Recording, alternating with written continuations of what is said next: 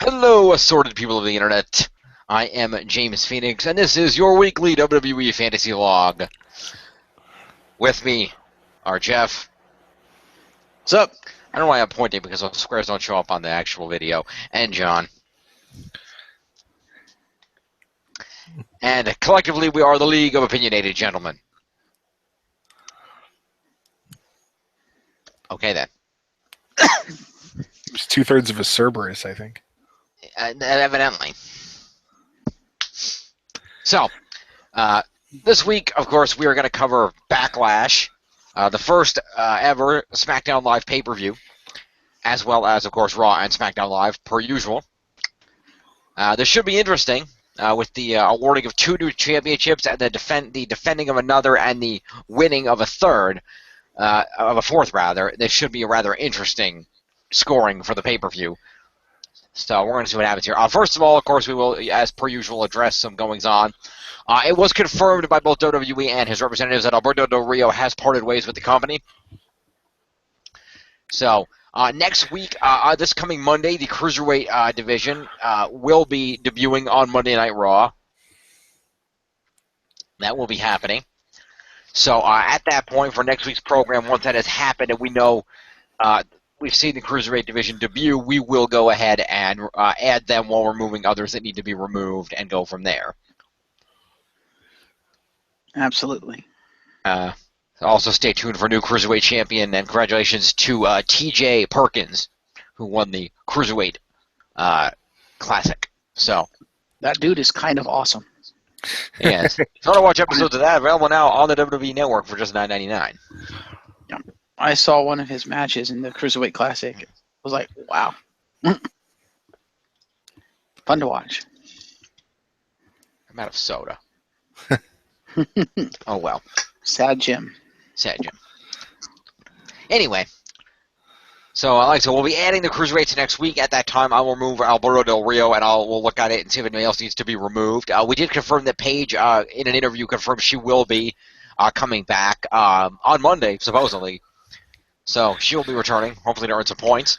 She did confirm that the suspension was not for a drug that was illegal, but for a drug that she had informed WWE about, but did not get the paperwork, the paperwork in by the deadline. So that was why she had to take the suspension. It was more of a technical thing than getting caught with anything.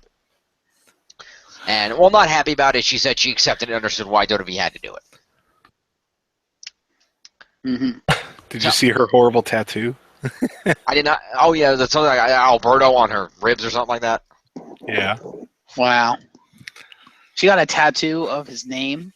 I heard about that. I did not actually see the pictures. Yeah, which is universally agreed upon. You never do that.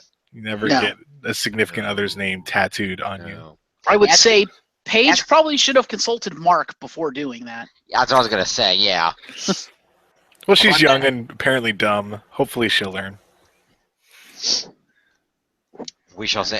Because Taker would have been like, you see this? You see my neck? Don't do it. Yeah, pretty much.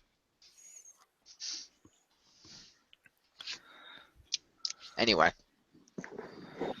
This is why, in retrospect, he says he should have let DDP take his wife. Oh!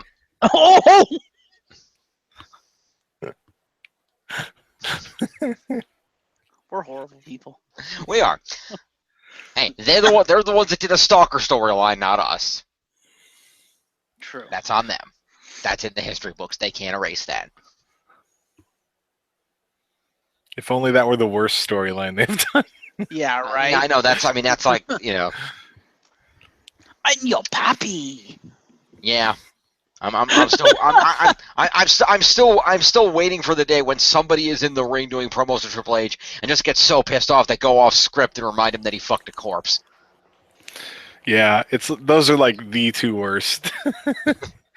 Katie much. Vick and the I'm Your Poppy. God. Yeah, those are pretty bad. Yeah, I mean the I'm Your Poppy storyline. It's bad enough that they went with it as a storyline, but the thing that just made me face palm with disgust was the fact that they actually made T-shirts.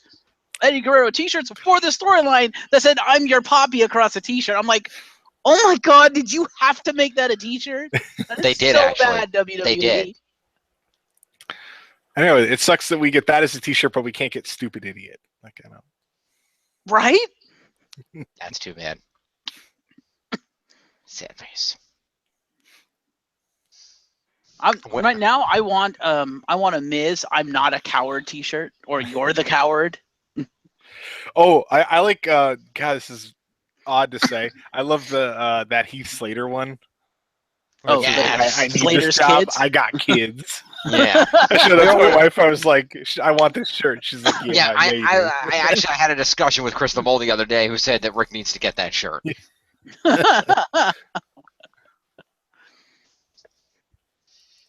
Agreed. I'm waiting for a longest reigning Universal Champion in history T-shirt.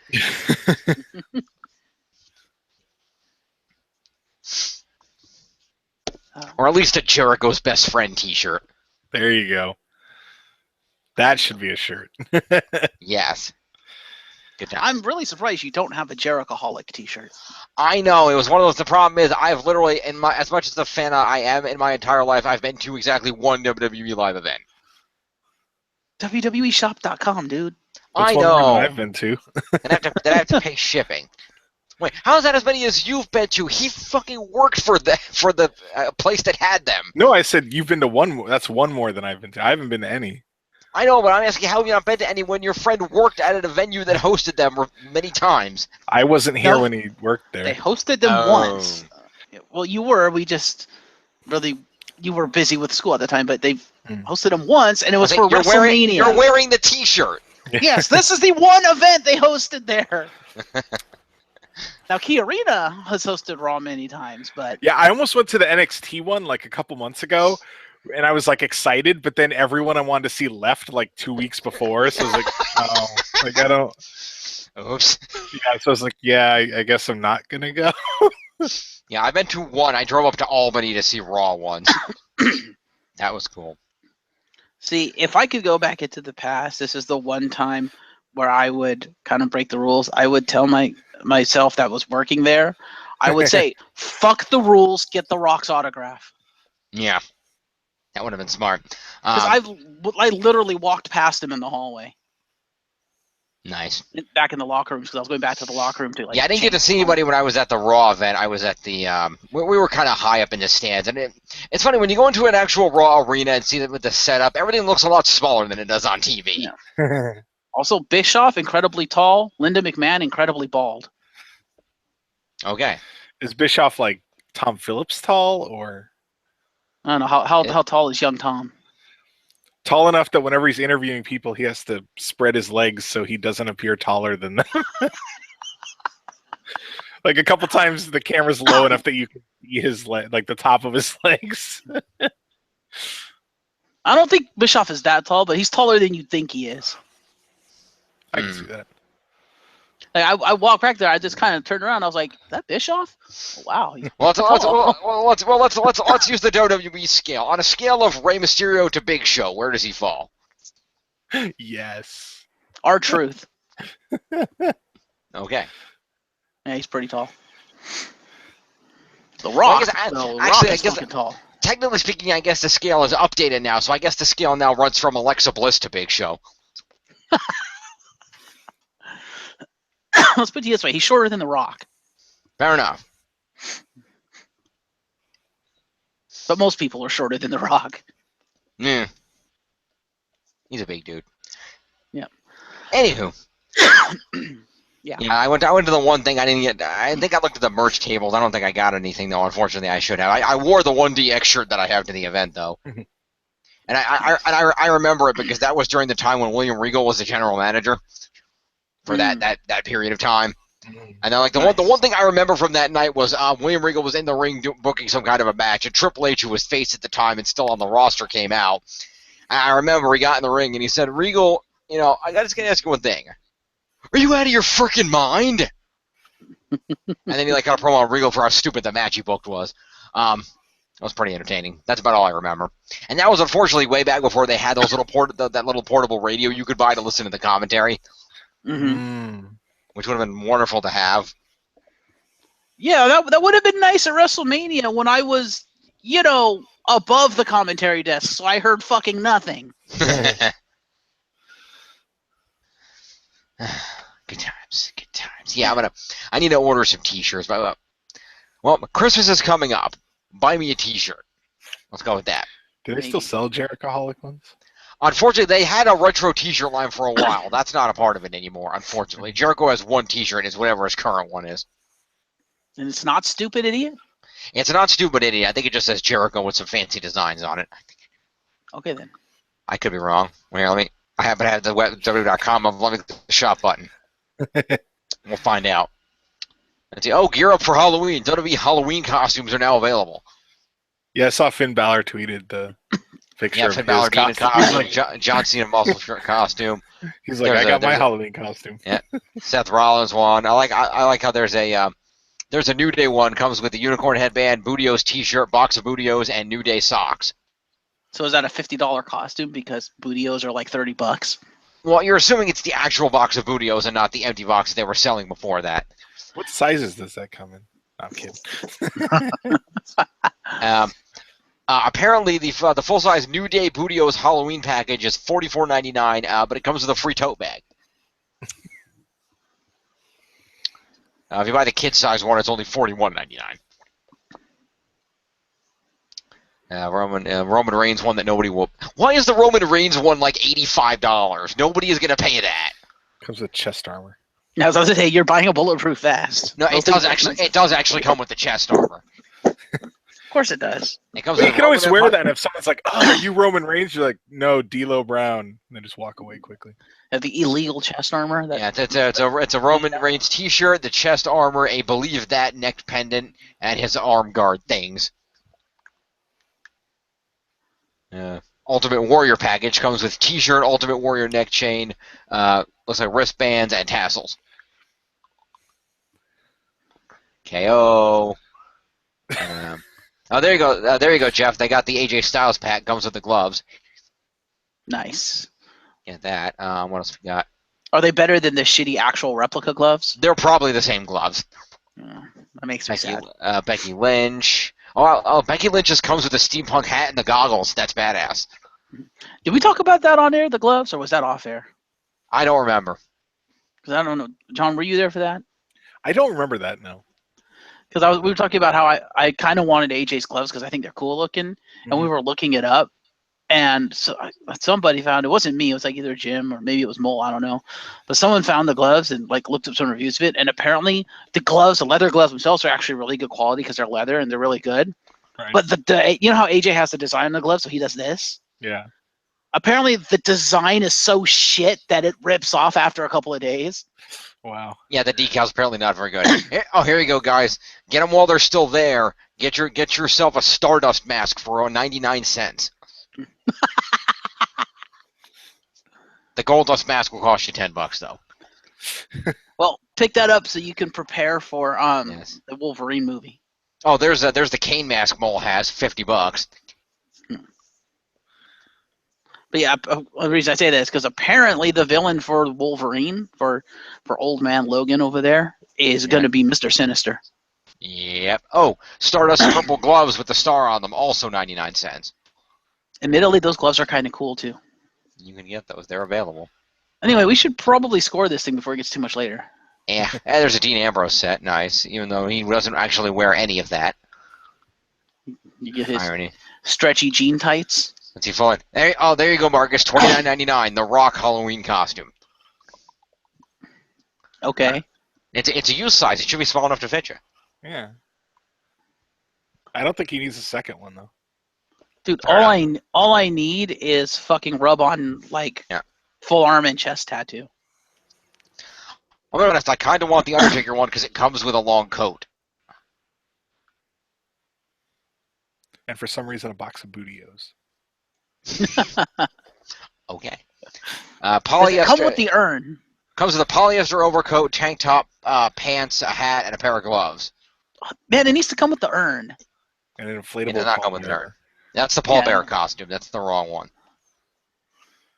Also, polyester? Really? No. It's got to be leather. Come on, polyester. Taker does not wear polyester, man. No, but how expensive would it be if they actually sold you that coat? That Undertaker coat probably cost like $60 or $70 in and of itself. Yeah. Yeah. I mean, those are nice coats that he wears. The WWE superstars do not wear cheap shit. I point out to you there are WWE superstars who go out of their way to wear a $1,500 light up jacket. I'm just saying. And if that costs that much, I can only imagine what it costs to do an outfit with all the makeup for Tyler Breeze. Also, I find it interesting. You were looking through all these Halloween costumes. Not a single diva. Oh no, they had them. Becky I mentioned the Becky Lynch one. Oh, that's true. Steampunk Hat Goggles. They did also have a Paige one. I just didn't mention it. Surprised they didn't have a Charlotte one with the Ric Flair robe. They did not, surprisingly. I saw Paige and I saw Becky and I saw Bailey. There was a Bailey one also. Charlotte with a leather Ric Flair. There you go.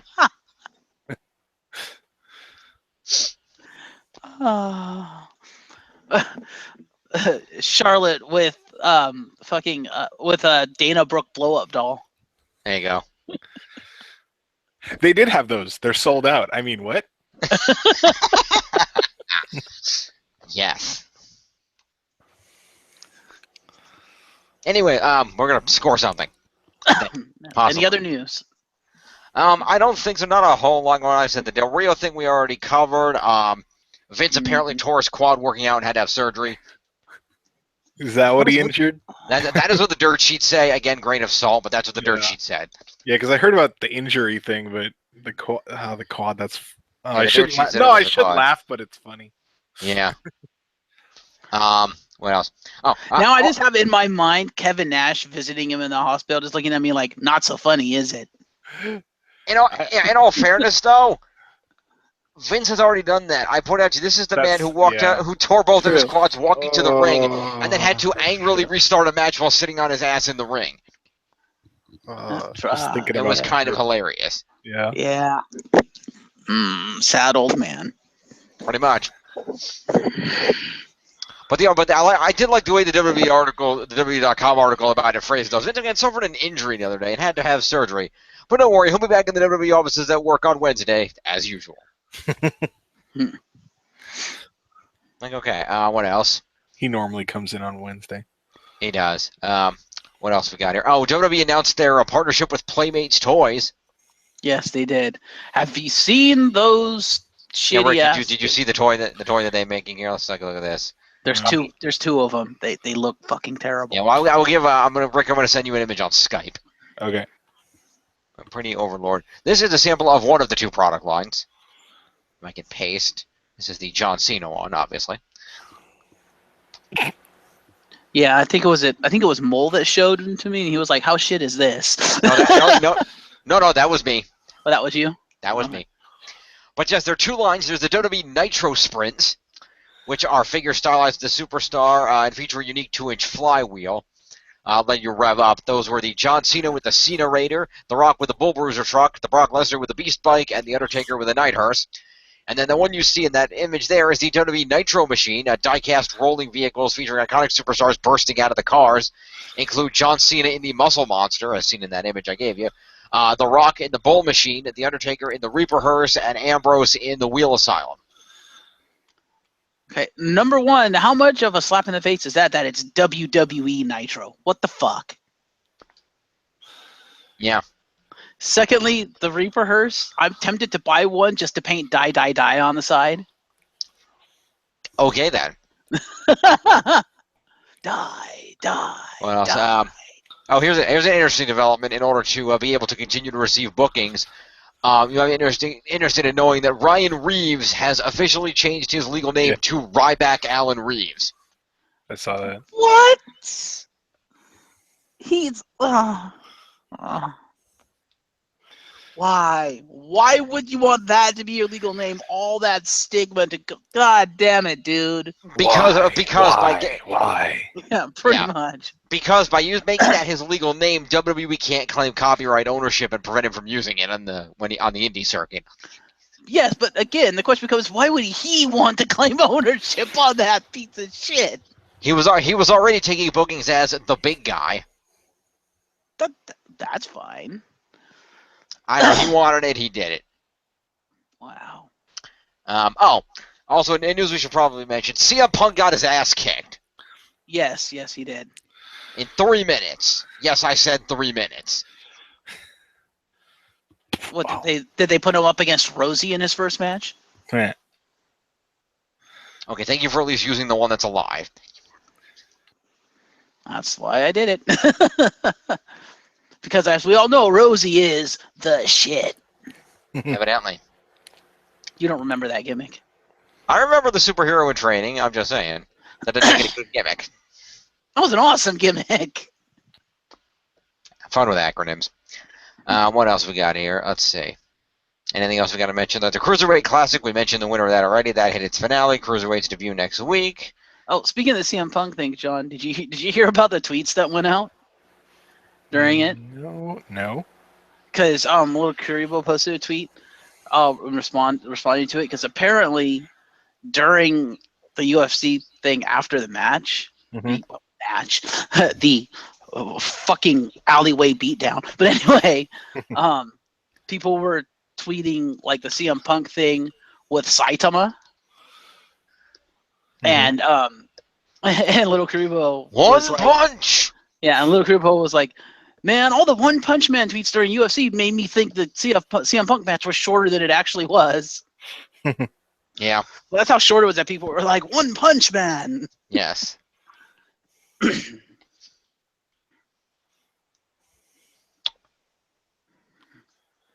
And at the end of the match, somewhere in a dark room, Jason David Frank went.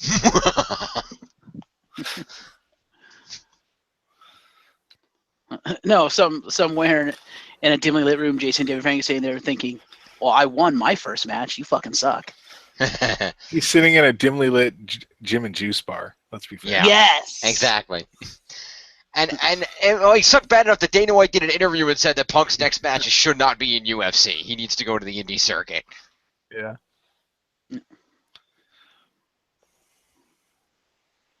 Maybe he'll run into Daniel Bryan. Oh, wait.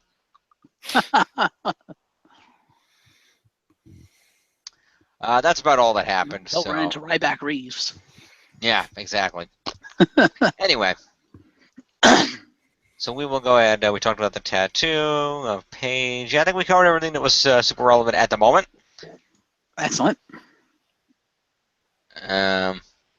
Pay-per-view time. Apparently, Seth Rollins has a training academy, and one of his students died from cardiac arrest at the facility. Oh dear. Finn Balor says he's 5 months from a return, so stay tuned for that. And they apparently announced a second annual Dusty Rhodes Classic. Okay. It'll be a Dusty Rhodes Tag Team Classic. It's going to be an annual tradition. At the NXT taping, William Regal announced that the tournament will be returning this year for the second annual edition, and it kicked off at this week's TV tapings. Winner to be determined at NXT TakeOver Toronto on November 19th.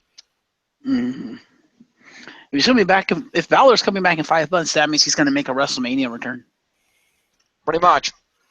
Because 5 months puts him at the end of February. Puts him into March. Yeah. Oh, look. Apparently Sanity debuted. Okay, then. There is no sanity clause. Evidently not. But apparently Sanity did debut.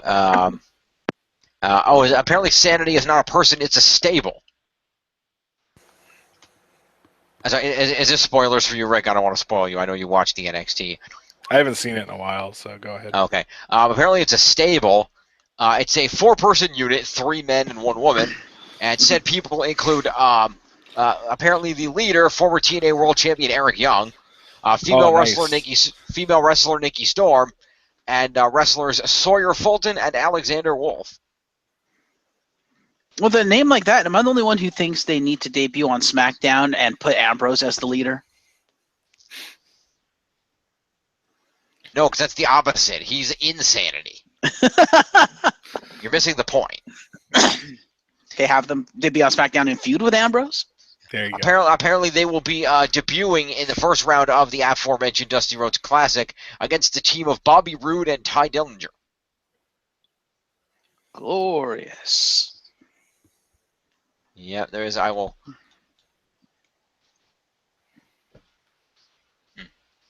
Actually, one of the guys in the group kind of looks like Dean Ambrose with a beard, so fair enough. I will. Somebody should check if he and Eric Rowan wore the earring. Ah. I'll send that to you, and I will send this also to you. Here's a picture of the new faction. Oh.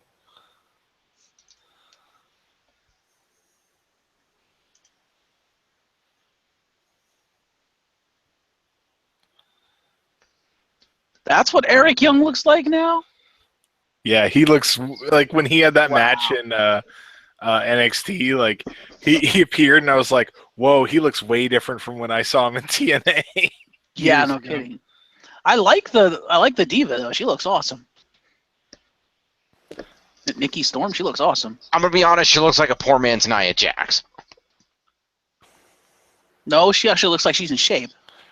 She looks like a poor man's Ariel. Yeah, a little bit. But I think it's what will work for her. I think she looks good. She looks like she could be formidable in the ring. I've not seen her wrestle, but Yeah, if they booked this properly, I could see her having a very Ivory Molly Holly thing going on. yep. And you want to talk about poor man's? Look at the dude standing behind her. That's a poor man's Braun Strowman. A little bit.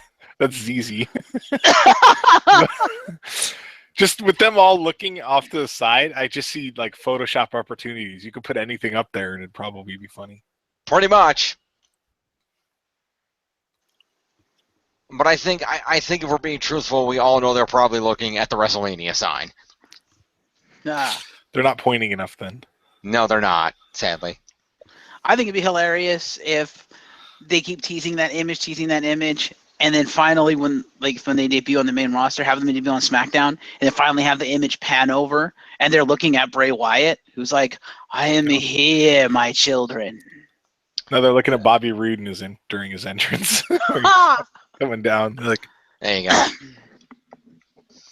No, if anything, they're looking up and sitting up on top of a high platform is Vince McMahon with a fishing pole with a brass ring on the end of it. there you go. Oh, please tell someone needs to Photoshop that now. There you go. And then I told them to grab the brass ring. Actually, if you're gonna make it modern, wouldn't it be Triple H with the brass ring? No, because Triple H actually gives people opportunity. Really? Yes, why do you think Sometimes. NXT exists and half the roster is populated by people successful from that area? Yeah. But anyway, we've already wasted about 40 minutes. Why don't we actually do the thing we came here to do? There you Yes. Not that discussion is not a welcome part of this program, but we're going to be here for like 3 hours. At least. Well, luckily, there's no promos or things that happen really at the pay-per-view, so that's going to be easy. It's going to be match. Yep. I can find the results again. Here we go. Okay. Yeah. Let's go ahead and do this. Boom. Let's go down here. All Does right. the pre-show count? The pre-show does count. Okay. The pre-shows are counted and are scored as if they were on the main card because it's still a pay-per-view match, technically. I count it. Okay. That was Corbin and Cruz, right? And that was Corbin, and he defeated Apollo Crews in what I'm told was an impressive match. But is he the pre-show stopper? I don't think so. That's true. That's when you know your career's not going anywhere. Yep. All right. Oh, let me put up the old scoreboard here real quick. We'll see where we were last week. We should probably do that first. Check our leaderboards out. Where's my screen share? Here we go. By the way, apologies, folks, if things go a little bit wonky here, because this is the first time we're running this over the YouTube Live, whatever, because they shut down the Hangouts. Oh, are we on There. YouTube Live? We're on YouTube Live, but if you click the basic version of YouTube Live, it's literally the Google Hangouts app through YouTube. Well, it's literally the same link. I'm on hangouts.google.com. Yeah, So. Yeah. no, it's still through Hangouts. You can do it a basic version on Hangouts, or you can do the YouTube Live version, which gives you a lot more customization options, like at what frame rate you want to stream, and do you want in 1080, 720, whatever. How many cameras are you can personalize each camera that you have running if you're running multiple cameras from multiple sources. There's a lot of fun tools. Nice. And present that to everybody. Custom sound effects yet? Unfortunately, no. No. Sad face. Anyway, so here's where we're at here. So if you look at the scores down here, of course, Team Shield massive lead ever since Kevin Owens took that title on Raw. Oh, that's going to change. You're about to run away with this entire thing, dude. And that puts Team Shield currently in the lead at 1141. You can't team that coming in second at 877, and the Team Bullet Club is in third at 661. So that's cool. Let's go over to the leaderboards for a second here. We can go over to the main roster leaderboards. As we can see, of course, Kevin Owens, as of right now in the lead, that's probably going to change. Kevin Owens in the lead, 219 points. AJ Styles was in second at 116. Bayley, top diva on the roster, coming in third at 94 points. And, of course, Raw still dominating the top 15 overall with only 2 SmackDown superstars, Rhino and AJ, breaking that rank. Mm-hmm. So a rather interesting situation here. Indeed. So let's go back over to the listings here, and we will see what happens. Let's do this. Let me scroll down here. All right, so in our pre-show match, we had Baron Apollo Crews. Oh, goddammit, WWE.com. You're going to make me click into every match again. All right, fine. Stupid pay-per-views. All right. So, they've all stood out. Crew's athletic ability and the explosive offense proved a fascinating clash of styles against Corbin's strength and ground and pound. Cruz withstood a lot of punishment, including a big clothesline that turned him inside out, fired back with several big maneuvers, including a running knee and his patented standing moonsault, which I'm assuming is the same joint giving him a point for. Mm-hmm. Yes. Cruz is in firm control and hit a big Samoan drop on the outside, but Corbin recovered, surged in the final moment to kneed Cruz in the face, and then connected with the end of days for the victory. Poor Cruz. He's not going anywhere. Yep. They're burying him hardcore. Oh, my. On the right side of WWE.com is a large ad for the KFC Chicken Little, the sandwich of which is balanced on the flexed bicep of, I'm assuming, Dolph Ziggler Colonel. Fair enough. Just saying. Anyway, so let's see. Cruz, what do we got here? Let me see. What's our pay-per-view regulars here? Let's see. So 8 points for participating in a pay-per-view match. Mm-hmm. And we know Apollo Crews hit that signature maneuver, that moonsault. R.I.P. Cruz's career. So that's 9 points for Apollo Crews. Mm-hmm. Start us off here. Who's up here? He's on my team. Okay, so what did I say? 9 points? Okay. Mm-hmm. That puts 28 for Apollo Crews. Okay. And then Baron Corbin earns himself 30 points for winning a pay-per-view match. Yes, it's that many. Lest we forget. So 30 for a win, 8 for competing is 38 points. He hit an end of days, which is 39. He's right under Apollo Crews. Yep. So 39 plus 35, 9, 70, 74 points for Baron Corbin, who just had a major jump in the leaderboards. That makes me sad. For the time being. Well, he's the new Kevin Nash. Anyway. No, Kevin Nash actually has talent. He does?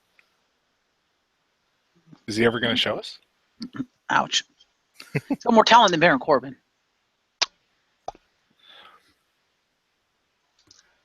I'd have to think on that.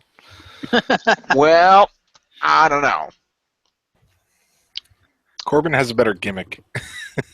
Yeah, I'm gonna go with Corbin was never Oz. No, but Corbin is never going to be anywhere cool enough to be NWO. Was Nash?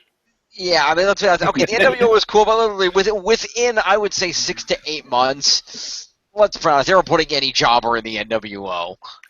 True. Thank you, Virgil. Yeah, exactly. Virgil was in the NWO. That says something in and of itself. Sad Virgil thanks you.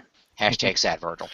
Anyway, back to what I was saying. So we got that match out of the way. Let's see if I can find the right freaking window. Here we go. Okay, so that happened. Yeah. Yep. Oh, hey, FYI, there's a new series of WWE action figures coming out. One of them is Samoa Joe. So there you go. Nice. So that's cool.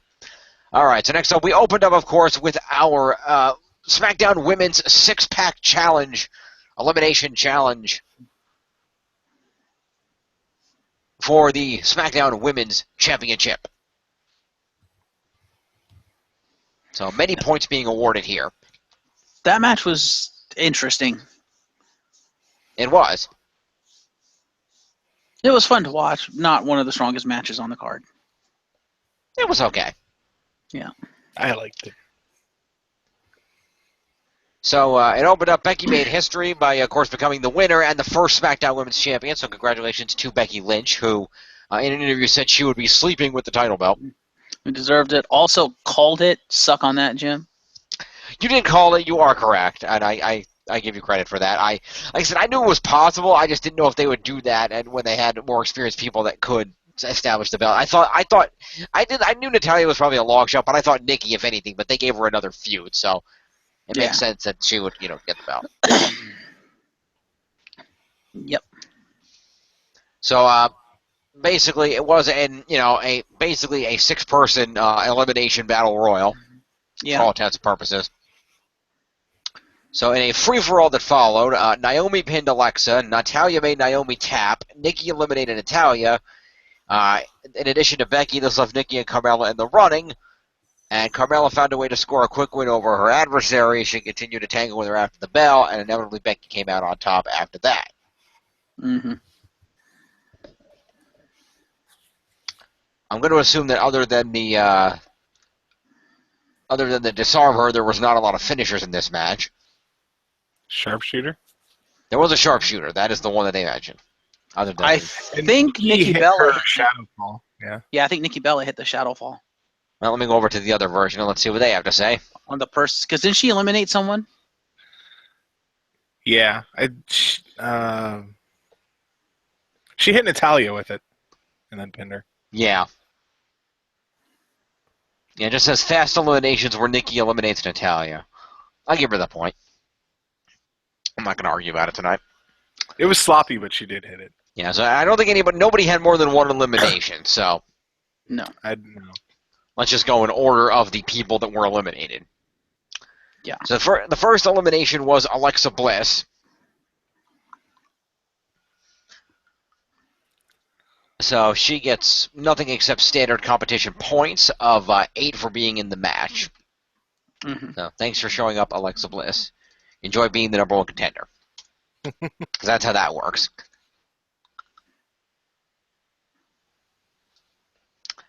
Okay. I can't believe I'm going to have to come back and just be like, yeah, I want a title shot. And they're like, okay. I can't believe I'm going to have to root for Alexa Bliss.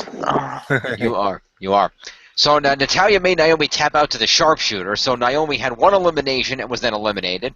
So Naomi got herself 8 points for competing and 3 for an elimination. Gives her 11 points. Naomi. You can just cheer on Harley. Does that make you feel better? Yeah, right? Pretty much. I'll make you proud, Mr. J. That belt is coming to mama. This now makes me ask. Can we switch Finn Balor's paint from a demon to a clown? Yes, that would be awesome. And pair him with Alexa Bliss? Hell yes, I'd buy that. Well, it's on the wrong show, but other than that. True. They can fix that. They didn't say which show he was going to be on when he came back. That is true. But I hope Raw got somebody, because Raw already apparently gave SmackDown Jack Swagger. Spoiler alert. So, yeah. Jack Swagger. Anyway, we'll get there. Moving along. So let's see what happened here. Nikki Bella Natalya. eliminated Natalya, who got one elimination by getting rid of Naomi, so also 11 points for Natalya. Yeah, plus the sharpshooter. 12 points for Natalya. Where the hell? You have Natalya. I do? Oh, I do. Okay. So that's 53. That becomes 63 points. Okay. And then let's have Nikki and Carmella in the running. Carmella got a quick win over Nikki, apparently, with a quick roll-up. So Nikki had one elimination, which she took out Natalya by what we're assuming is a finisher. So that's also going to give Nikki 12 points. She also gets one for the bullhammer. She used the bullhammer early in the match. Okay. Ow. 13 points then. That puts her at 43. Yeah. And then we're also going to, let's see here. Bella. Princess of Staten Island. Yeah, Princess of Staten Island, who got an elimination on Nikki. And then got taken out. So Carmella also is going to get 11 points. I did see an indication of her hitting a finisher, so it was a roll-up. So yeah, I don't think she did. 11 points to the Carmella. Oh, wait. I think she tried the Code of Silence, if that's her finisher, but I think that's what she calls it. But the other, I don't know if it was broken up or the other person got out. No. It's not listed in either recap, so I don't care. Yeah, that's fine. Also, fun fact, Princess of Staten Island from Florida. Yeah, she's from Florida. Okay, then. It's like, wait, so she's not even New York. Well, I don't really think Kamala was from Parts Unknown. No. And actually, no, she lives in Florida. She's from Worcester, Massachusetts. That's even worse, man! It's Boston. That's even worse. Massachusetts pretending to be New York. That's even worse than Florida pretending to be Princess New of York. Staten Island. I can make it even worse. Okay. She spent 3 seasons as a Patriots cheerleader. Yeah. Okay, you made it worse. After that, she appeared as a Los Angeles Laker girl from 2010 to 2011. Upgrade. Indeed. No, props to her. But yeah, so I think they're billing. I don't know why they were billing from New Jersey, but fair enough. We're going with that, I guess.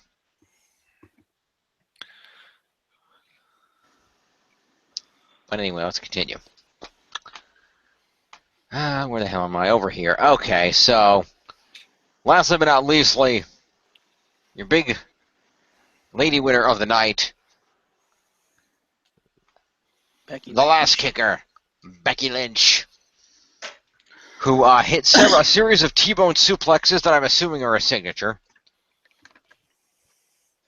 I guess. Exploder suplex, I think. Yeah, I Yeah. think. Hang on, let me... Naomi got her points, right? As Naomi was first. Okay. Because she... Or not, I no, thought Bliss was no, first. no, you're right. Yeah. Naomi was second. Sorry. I went in the order that they got eliminated. Yes, Becky. Let's see. Becky in wrestling. Let's see. It's actually the Beck-sploder suplex. Yeah. So I'm assuming that that's what they're talking about because people don't know how this works. So yeah. So there's a series of them. So I'm going to give her 2 of them because I don't know what constitutes a series. Fair enough. So we'll give her 2 for that, and then throw on a disarm her for 3. So Becky Lynch in toto for this evening. She's going to receive 30 points for a pay-per-view win. 8 for competing is 38. 3 signatures will put her at 41. And a win of the women's title is an additional 35 points, giving Becky a total of 66 points for the evening. Jesus. Oh, there goes Bailey's top spot. Let's see. 6 plus her existing 48. That puts Becky Lynch at 114. Wow. Damn, dude. She's 2 points under AJ right now. She is.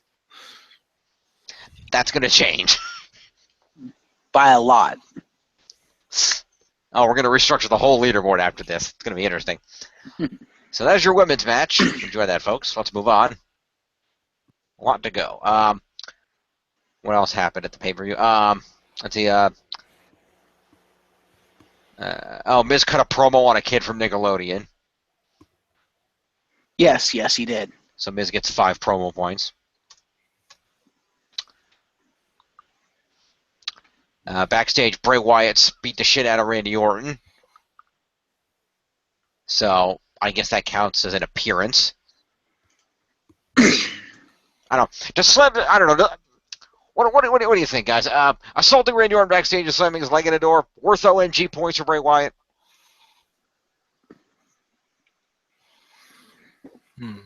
OMG is 5 points, just for the record of the audience at home. Sure, why not?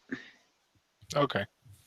I will state, though, after the 3 months when we're going into the next season, I do think we need to apportion some type of a point value for an outside-of-match assault. I could agree with that. That happens quite frequently, and it seems like there's points for that type of thing. Yeah. I feel like maybe that should be worth 3 to 5 points. But we will evaluate that later. But for right now, we'll give Bray Wyatt 5 points for an OMG, and 3 for showing up. So we'll give 8 points to Bray Wyatt for this. Tim at 32, and we'll throw 3 points at Randy Orton for showing his face. By the way, Jim, I should point out you spelled O'Neal wrong. I did. It's Neil. Is it? Yep. Because I'm relatively sure that's how he spells it specifically. Well, I just looked on WWE.com and they spell it with an I. Oh, okay. I just looked on their Superstars page. Fair enough. I will adjust it. My apologies.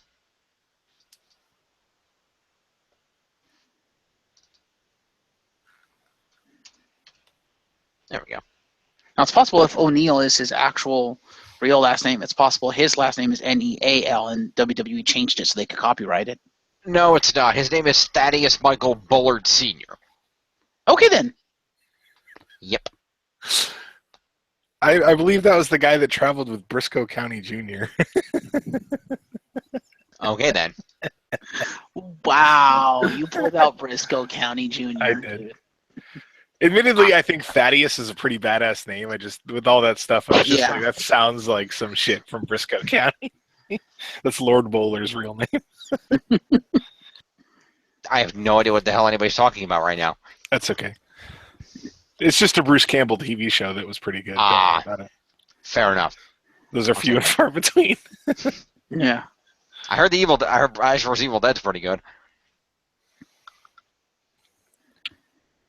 That premiered already, right? I don't know. I think. Okay. Anyway, let's continue. Yeah. Hey, I want my Bruce Campbell. I'll take Bruce Campbell how he's best. Giving me tutorials in superhero video games. Anyway, so that happens. And we're going to move on to a tag team match playa. Mm-hmm. And that was the final preliminary match, or as WWE is billing it, the Second Chance Challenge. That is how WWE.com is billing this, of the Usos versus the Hype Bros. Do not believe the hype. Evidently not. The Usos did come out on top in this match. And given this is the first appearance of the Usos, we'll all point out how ridiculous the juxtaposition is of the Usos coming out in all black and no face paint, still to their incredibly bright, colorful Titantron with their face paint logos on it. That says play in the paint or play hard. That says play in the paint. There is a disconnect here. Yeah, and that music. It's like, no, you need to change their music, man. Abo Sabo! Abo Sabo! Well, they removed that part. I know. Still, it's like, no. You need to give them some of that CFO $ music. Anyway, let's see what we got here. Let me go. I refuse to call them CFOS. No, that is a $. That is not an S. Okay, then. They're the people that write the WWE theme songs. Ah. All the new shit. Good to know. They've made some good songs. I'll call them CFOs. I don't care. I'll leave them to put a $ there. Okay. They made some good songs, so I'll be like, you know what? Fine, I'll give that. That'll be the caveat. They allowed Enzo to rap, so I'm okay with this. There you go. You do realize that, right, Jim? I'm gonna give it. Raps his theme song. Mm-hmm. I'm gonna give it to you this way. WWE.com had options for this. They didn't pick Flo Rida. I'm okay with this. Or Machine Gun Kelly or whatever his name is. Oh, yeah. Yeah, because they wanted shit that they would control. Pretty much. Then again, that never stopped them from controlling Motorhead's music for Triple H. Mm-hmm.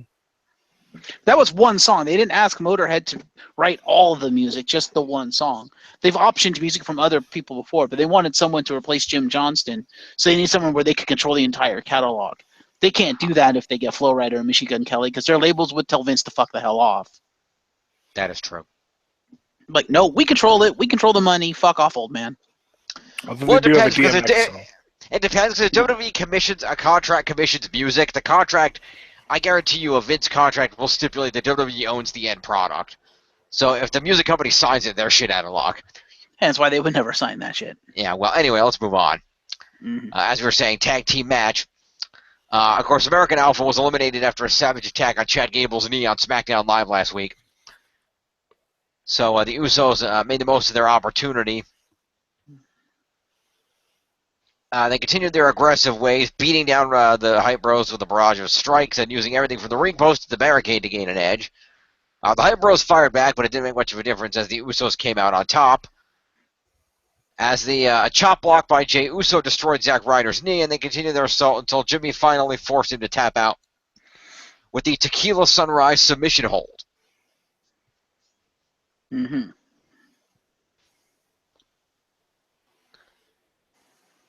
After seizing a second chance and beginning a trophy case of shattered patellas, the Usos were now only one win away from becoming the tag champs.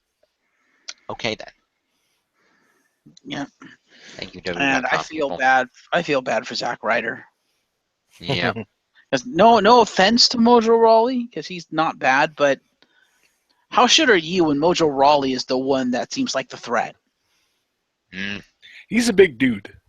He's a big dude, but Ryder's been around longer and has more cred, and yet Mojo Rawley is the threat? The veteran should always be the one that looks like the threat. That's not how WWE works. It's always the No, not really. I'll put it to you this way, Jeff.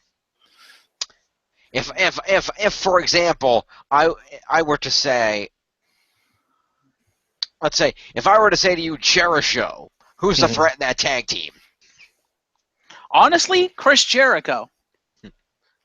I'd be way more afraid of Chris Jericho because Big Show has been buried for so long now. I'm like, nah, I'm more scared of Jericho.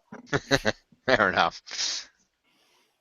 Now, at the time of Jericho, probably Big Show, because he's a big, angry, hairy dude that's been on a warpath. But now, no, Jericho, definitely. Exactly, but Jericho has been with the company longer, so it makes him the veteran, so there you go.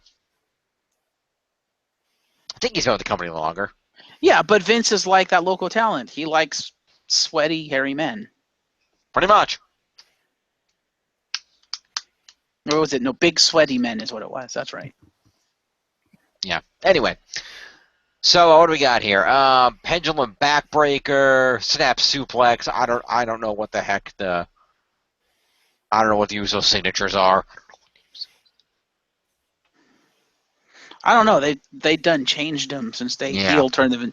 Because like having High Fly all of a sudden bust out a submission out of nowhere. I'm like, wait, the fuck is this? Yeah, that happens. Let's see. I'm guessing that was Jimmy that busted that out, right? I believe so. I'm guessing they gave that to him because of his injuries. They don't want him to re-injure it, so they're grounding him a little bit more. Makes sense. It's not listed as such, though, so they're actually not going to get a point for that move. I also find it hilarious they promptly heel-turn the Usos immediately after they promptly face-turn Naomi. It's like, wait, is that wait, would that be an arm trap single leg Boston Crab? Would that be that maneuver? Yes, that's the Tequila Sunrise. Okay, so in that case, yeah, that is an individual finishing move used by both, as is the Samoan Splash. Fair enough. They don't have the super kick anymore? Or is that just tag team only? Yeah, double super kick is a double team finishing move. Fair enough. But anyway, so I'll take back elbows, combination headbutt, diving headbutt, underhook, top rope planches, running hip attacks, stick slice, So yeah, it looks like they annual backbreakers have suplex for a near fall.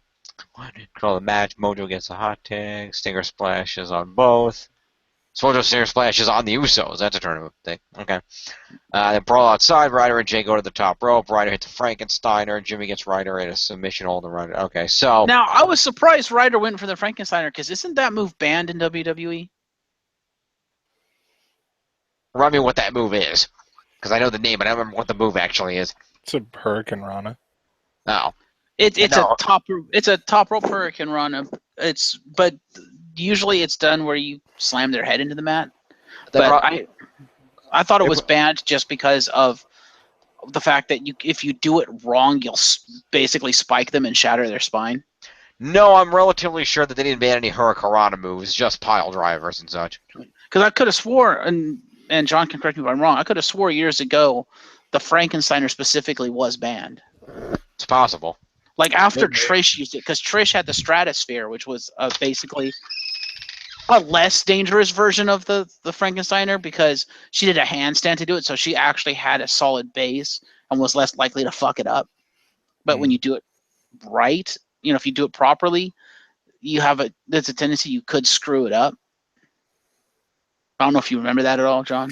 I don't. It might have been, but I don't know. Yeah, because I was really surprised when I saw that. I was like, wait, isn't that banned? But, I mean, Ryder did it well. I mean, that was flush, and that was executed properly. And I was like, wow, that's impressive. I think we lost Jim because I think I heard the door open. He got kidnapped. Oh, that makes me sad. League of Opinionated Gentlemen, we're here. He was talking to him and they let him go. But I do have to say, though, this match was actually a pretty good match. I enjoyed this match. It was a decent match. I agree. Props to the Usos. Also, I don't know if you guys noticed, but they made them not twins anymore. Did they? Yeah, one has a goatee, the other one has a full-on beard, so you can actually tell them apart. You can also tell them apart by the fact that one is wearing a shirt. They did that, dude. They changed their clothes. They basically Bella twinsed them. I'm like, wait, what? Yeah. I wish one had a goatee and one had none, so you'd be like, that one's the evil one. Ha! Like if they ever go full on joke, that's what I want their gimmick to be. Is one you know which one is the evil one because the one was wearing a tank top and it made him look like Roman Reigns. But I'm sorry though, with the way he grew his beard, with the way his beard grows, I don't remember who had the beard. But when I was looking at him with the facial structure, with that beard, all I could keep thinking of was Denzel Washington. Okay, then. I don't know. He just looked like, but that beard, he looked like Denzel. Anyway, let's move along. Yes, score this bitch. So, yes, indeed. So, I don't think the Usos had any signatures in the match. And I don't know what the heck the signatures of the Hype Bros are, other than the ones that we know for Zack Ryder. Yeah. I'm assuming Mojo Rawley's 3-point stance shoulder tackle charge thing is probably a signature that he used multiple times throughout the match. Hype Bros, what do we got here? Because they kept talking up the fact that he used to play football, so I'm assuming that's a signature move. Yeah, his finishing move is the Hyperdrive. It's a running seated senton. Okay.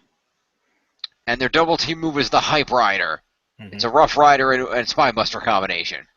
They actually used that in the match, I think. Okay. But they don't have his fucking shoulder tackle, really? Nope, not indicated here. Let me take a look then. Oops! God damn it, that's not right. Because that should be a signature. Mojo Rawley. Player of American football. Yes, he was. Oh, and just because I see the link to their music, apparently it is pronounced Cephos officially. Yes, it is. Anyway, so that's where we're at. He has a signature move called "It's Hammer Time." Really, Mojo Rawley. Yeah. To sit out double axe handle with theatrics. Mm-hmm. So I'm assuming he does the MC Hammer. But anyway. Oh, wow. Stinger Splash. Yeah. Oh, yeah, he did that a couple times, the Stinger Splash. I remember that. Yeah, he got a couple of those. Jumping hip attack. Running low angle shoulder block. There you go. Okay. Yeah, he did that a couple of times, too. Okay, so that's 2 and 2. That's and a 4. The hyperdrive, yeah, the high rider. So that's 2 and 2. That's 4. So Raleigh gets 5 points plus 8 for showing up. So, yeah. And I don't know if he did the points. hyperdrive. By the way, 2016 hyperdrive is a forward fireman's carry slam. Yes. So 13 points Mojo Raleigh, if I'm calculating correctly. Does that include pay-per-view points? Yes, pay-per-view points includes 8 points for a pay-per-view. It's inherently 3 higher than a regular show, which is 5. Fair enough. And then Zack Ryder, we know he hit the combination move. So let's say Zack Ryder. Well, he hit the combo, but I don't know if he hit anything else that was really a signature that I recognize of his. I don't see any indication of a broski boot or anything. Ryder? Yeah. I think he went for a broski boot. I don't remember if he hit it or not. Okay. I thought he pulled out a couple signatures, but I could be wrong. Well, he had a Frankensteiner. I don't know if that's a signature now. Doubt it, but I wouldn't put it past him. It's an OMG. OMG. Here you go.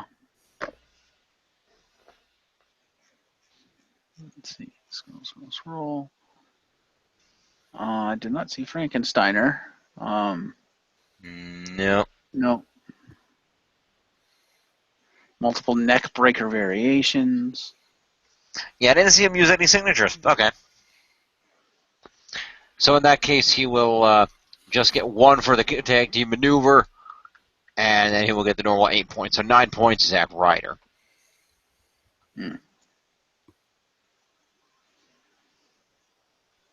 28. Okay. And then for our winning team, let's see. Jay hit a clothesline and then rolled him in a. Jay hit a pendulum backbreaker.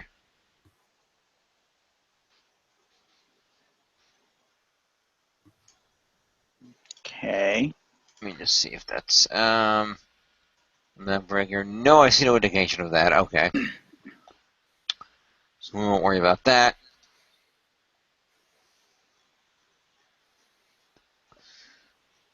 So basically, there's not much of anything that they did there. So basically, it's just so Jimmy gets a win, which would give him 30 pay-per-view points, and 8 for being there is 38 points plus the move he used, will make him 39 points for Jay Uso. Was it Jimmy? No, Jimmy Uso. Sorry, 39 points, Jimmy Uso.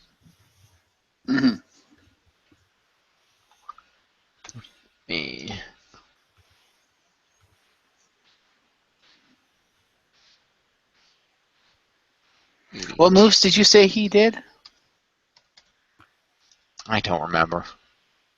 We got a lot to go through. We don't have time to go through every single signature of every superstar. Let's just move on. Says the man who's going to come out with all the points.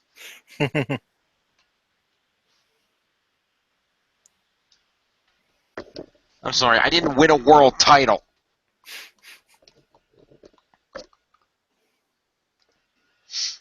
Anyway, so Jey Uso, being the tag team partner, would receive 15 points for a team match win. 8 for competing puts him at 23.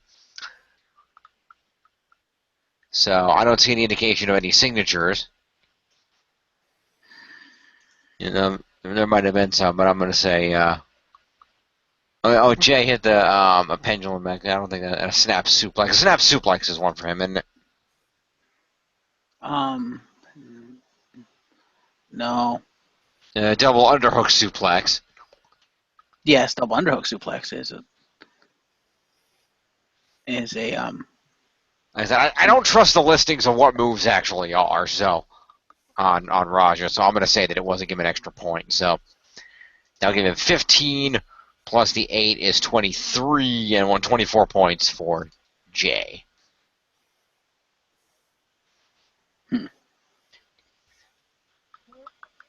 Or is 61. Okay. Let's move on. We've got way too much to cover.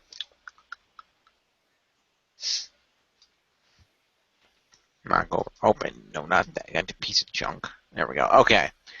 So next up,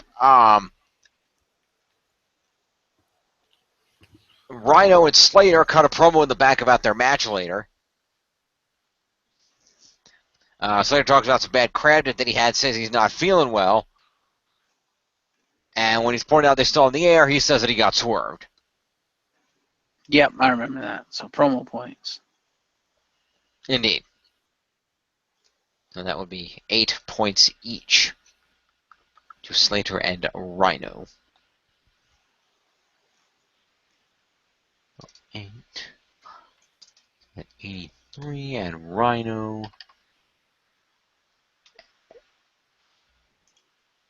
5. Okay.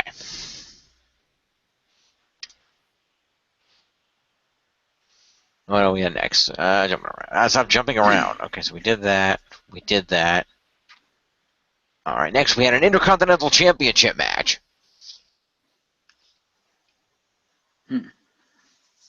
All right. In which The Miz successfully retained his title against challenger Dolph Ziggler. So,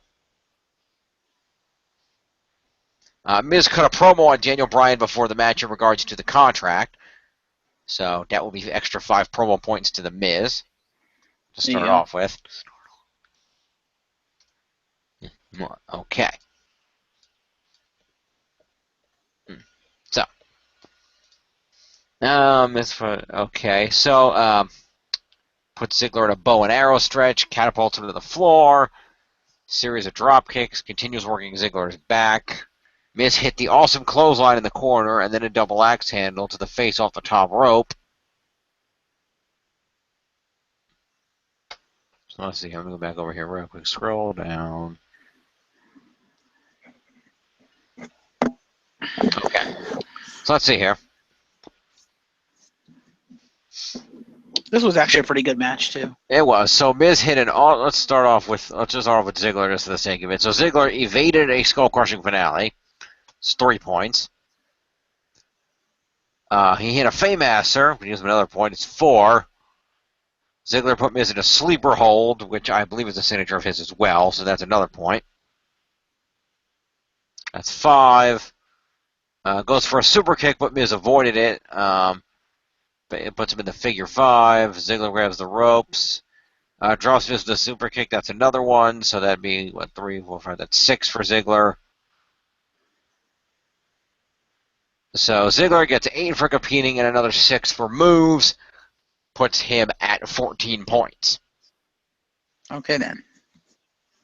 Dolph Ziggler. 8. 48. Hey, there you go, Richter. You're on the board for the week.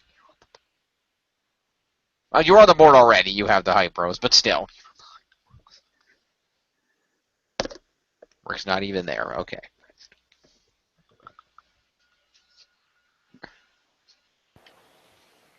I got a point for Maurice, though. Yeah. True. You know, more than that, she interfered. Yeah. Yeah, and I got points for Naomi, so. That's true. I forgot you have Naomi. Her outfit was significantly less impressive at the pay-per-view. Mm-hmm. So let's go back and let's see what we got here and bring this back over. All right, so what do we got here? So The Miz hit an awesome clothesline.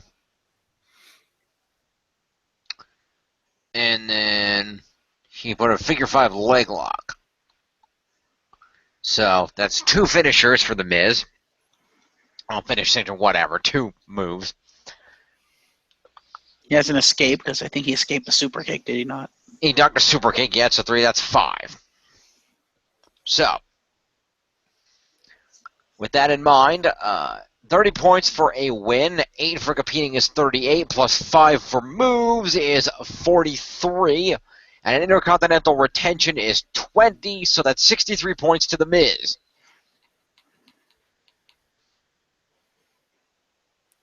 And we're looking at a man with a stash. 124. Okay. Miz just bypassed AJ and Becky. Hi, Jim. I wish we could see that.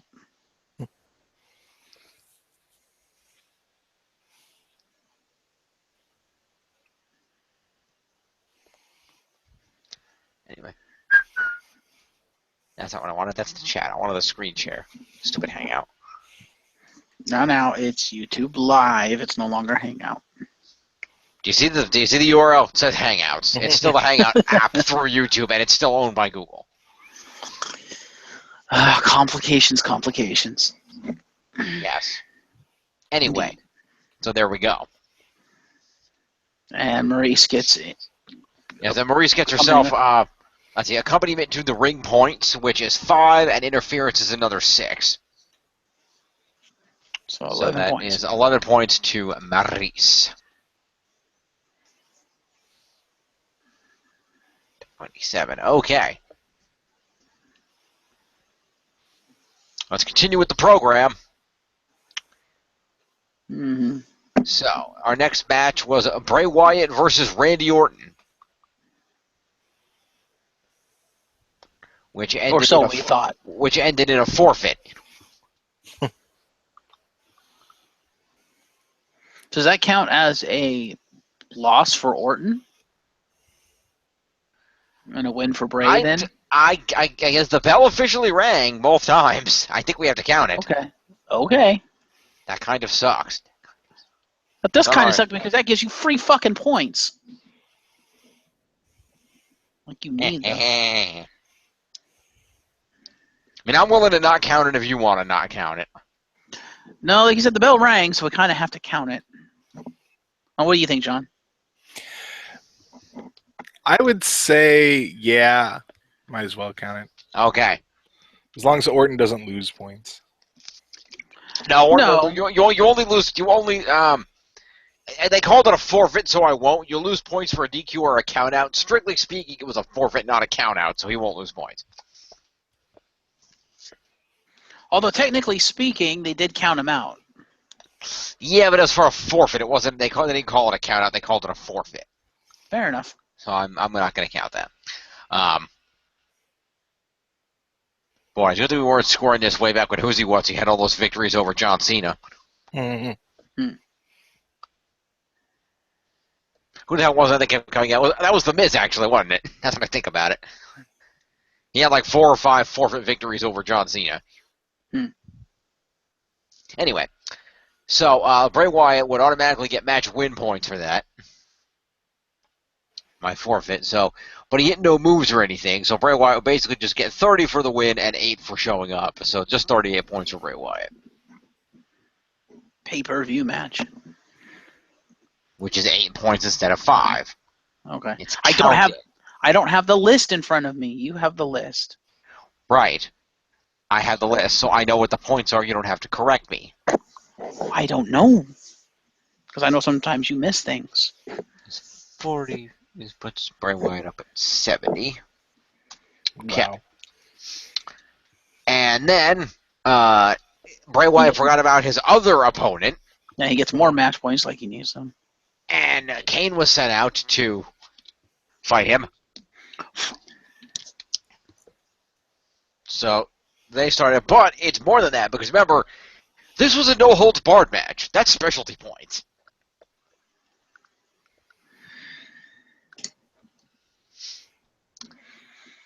So I don't think there were other than the main finishers. These two guys, there was no actual. Well, Kane hit a sidewalk slam. That's a signature, actually. As I look at this, John's about to get a ton of points for this because Kane won the match. Yep. Indeed. I'm okay with that. Let's start off with Bray. So Bray was in the ring. It's not that. Where is it? Bray hit a senton bomb through the table. That's an OMG. That's an OMG, by the way. Yes, it is. Again, senton. Senton. Wonder he hit a senton bomb. He had a senton bomb. So no, it's okay. We let plasma go. Plasma? Yeah. I don't get it.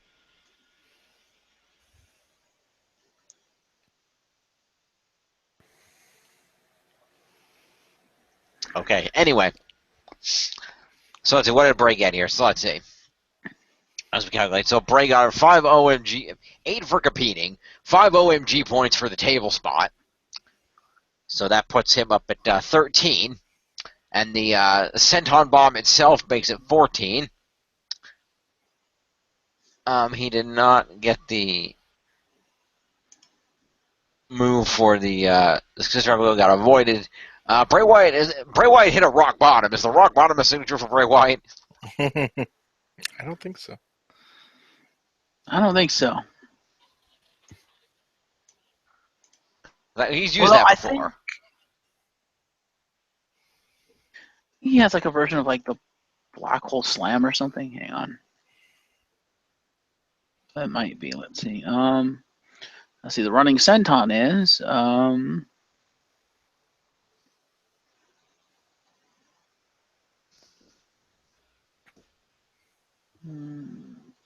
No.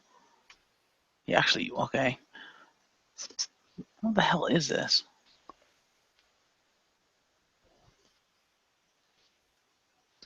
Let's see. Okay. Yes, it is. It's called the Uranage. Okay. Which is literally a rock bottom. Fair enough. So Bray Wyatt hit a rock bottom also.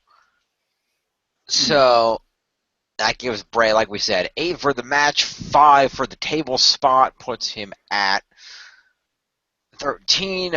1 for the Senton Bomb is 14. The rock bottom makes it 15. And that's about it. So Bray Wyatt gets himself 15 points. Fair enough. Wait, did he... Sorry. He escaped a chokeslam. 18 points. Okay.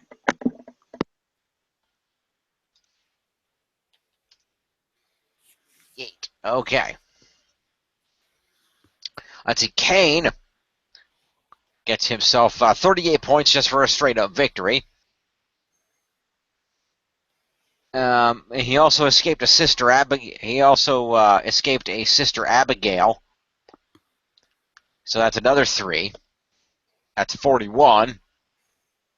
He did hit a chokeslam, so that's 42. He hit 2. 43. Oh, yeah, at the end. So 43 points for Kane. How about that? In the specialty match, we're in the 38 or whatever. Oh, yeah, specialty match. You're right. We had specialty match points. Thank you. Pay-per-view specialty match. Pay-per-view is counted, but specialty match, that's 3 points for a specialty match participant. So 3 points, extra 3 points to Kane for that. And it's also 10 for winning a specialty match. So that's actually an extra 13 points to Kane. Yeah.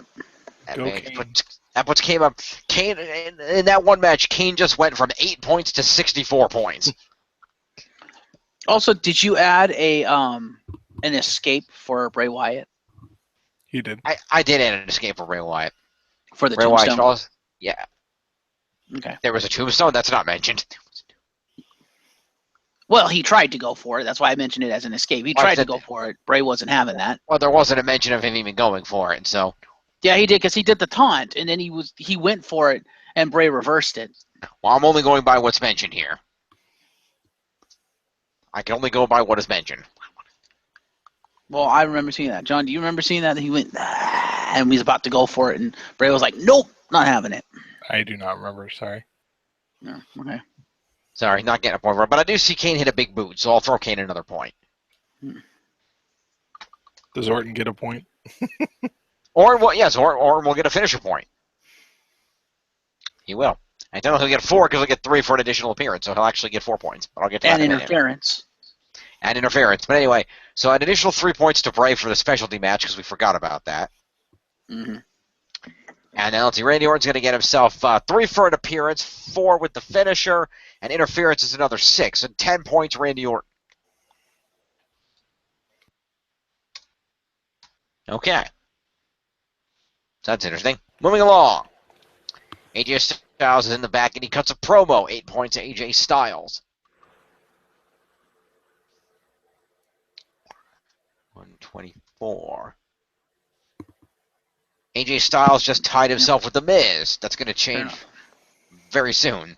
I would also like to say with the Kane Bray Wyatt match, I did enjoy this match. It was good to see the Big Red Machine like wrestling like the Big Red Machine. Yep. Although I thought it was kind of weird that they did the whole we're gonna bust up Randy's leg and actually not have him wrestle. I'm like, wait, is he actually not cleared to wrestle? That is what everybody was saying, that he had some kind of an injury that was sustained during his whole Brock Lesnar situation. Hence why they never do that, and they never said it. Hence why Jericho was completely in the right, calling them all stupid idiots for doing that. Pretty much. Moving along in the program. What the hell? Wow, that went back a long way. I didn't know they could do that. Okay, that's interesting. Mm-hmm. Apparently, if you scroll down past this Backlash, you can see something. You can see stuff from a retro Backlash. Yeah. Which, because I guess that's the last time they had that pay-per-view, which was in 2009. Wow. Okay, then. Anyway, moving on. Just want to scroll down, and I see Randy Orton and the Legacy defeat Triple H, Batista, and Shane McMahon. Wow. For Randy Orton to become the new WWE champion. Wow, Legacy. Wow. Yeah, Legacy. Also, Edge defeated John Cena in a last man standing match for the World Heavyweight title. Christian defeated Jack Swagger for the ECW title. Jeff Hardy beat Matt Hardy in an I Quit match. Kane defeated CM Punk. Chris Jericho defeated Hall of Famer Ricky the Dragon Steamboat. And Santina Marella was on the Kali Kiss Cam.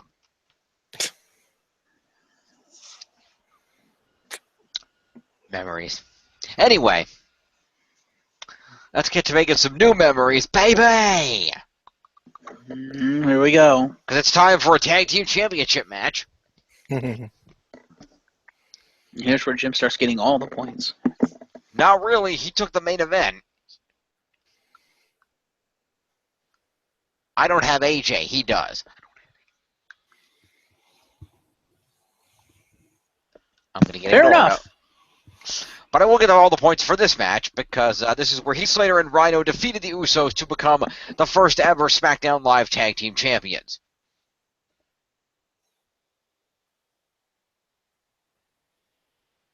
So, do you believe in miracles? Heath Slater and Rhino do. Okay. Now, let's see what we got. Let me go over to where's my other window? Here we go. Okay.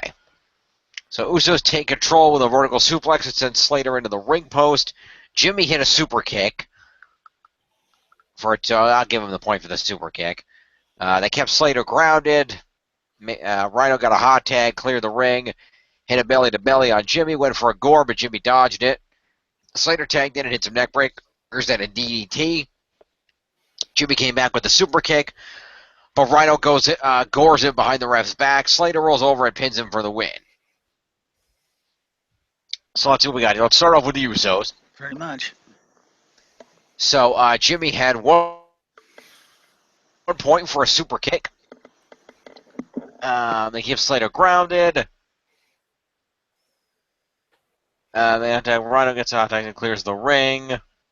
With a vertical suplex. And so basically, Jimmy gets a point for a super kick, is basically the story here.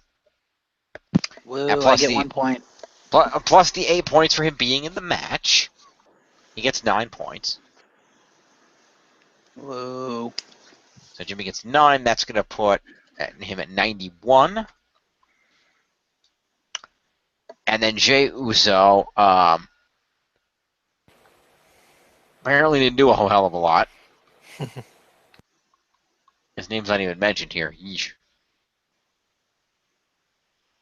So, I guess Jey Uso just gets 8 points for showing up. Okay.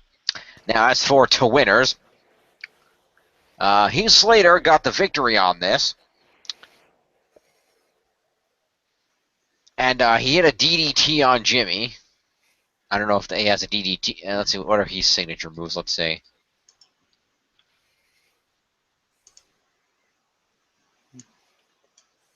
Let's find out. Sleeper cinema drive signature moves, schoolboy goes in. Nope, no DDTs involved. Okay. So that's irrelevant. Move is irrelevant. So, looks like Heath Slater's going to get himself match win points. Let's see. Yep. That's about it. Yeah, okay, so Heath Slater, based on the scoring, will earn himself 30 points for a match win, plus 8 for competing is 38. What kind of DDT did he hit? Just says DDT. Okay, because one of his finishers is the smash hit, which is a spinning lifting DDT. Oh. I'll throw Slater another point if you want. Your character. I just didn't know if he had his finisher or if it was just a straight up DDT. Doesn't say, just said Slater hits a DDT. They're not. I said. I think he lifted him up, so I think it was supposed to. Okay, so that's an extra point. So basically, 30 plus 8 plus 1 is 39. And a winning of the tag team titles nets you an additional 30 points. So that would put him at 69 points for the evening to Heath Slater. And if I do some calculations,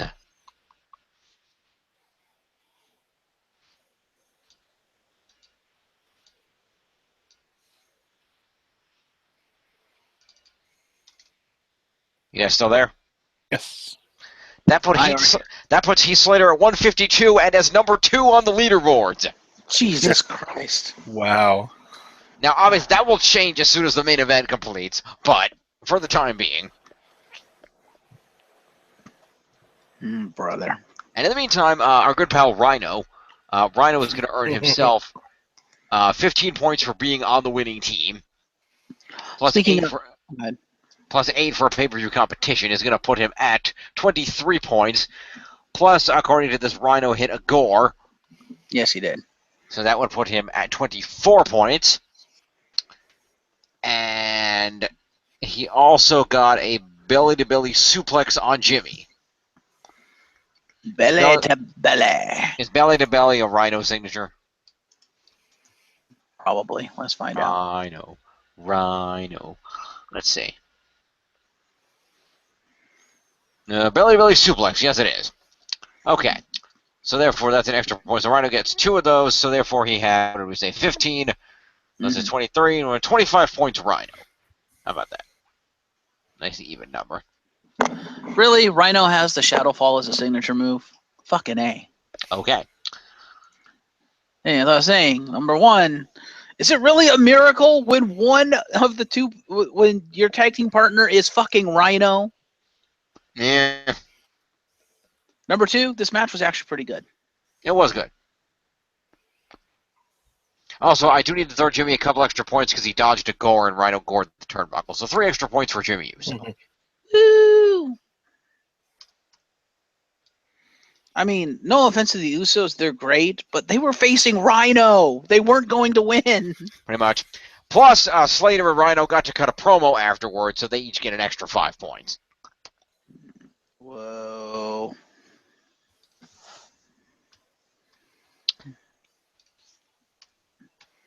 Okay. Alrighty then. So that happened. So we dealt with all of that. Slater and Bueller upgrading to a double wide. Baby. Baby. And now let's move on to All Points Director. It's time for the WWE World Championship match in which AJ Styles defeated Dean Ambrose to claim said belt. This makes me sad. AJ Styles. Fuck you, AJ. AJ Styles. Fuck you, AJ. You just ruined all my points. Fuck you. AJ Styles. Anyway, so championship on the line. So here we go. I now officially have none of the SmackDown belts. I'm officially fucking screwed on SmackDown. Yeah, pretty much.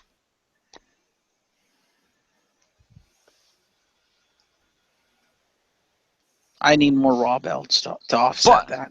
Yeah. But in all fairness, let's do a bit of a compromise here because you have a chance of getting it back. Let's be honest. You still have the Shield. Mm-hmm. You still have Ambrose.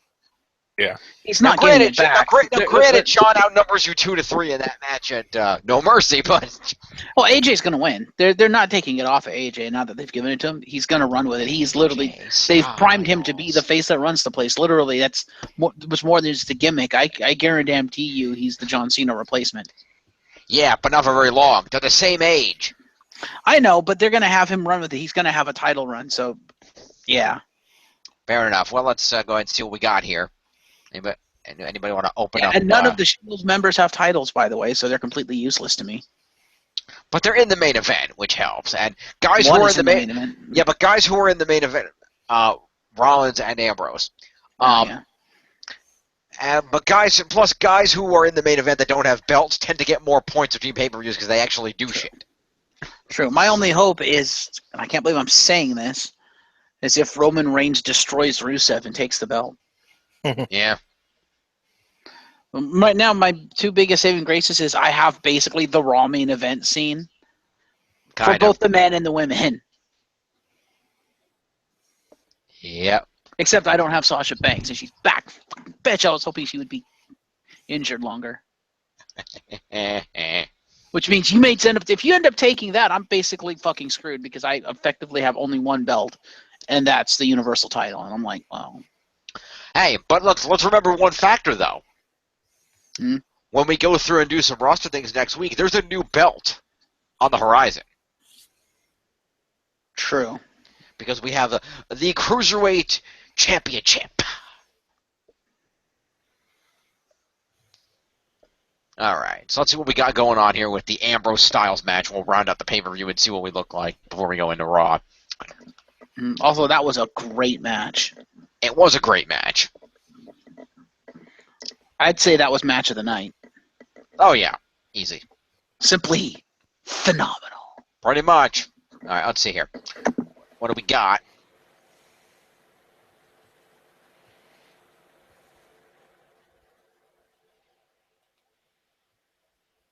Oh, wait, I didn't do that. Hang on, I forgot to do this part.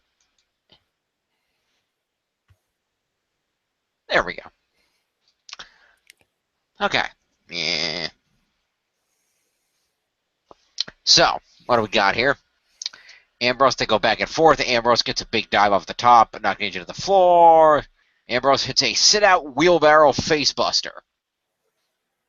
Like how that's the move you know the name of, recap guy.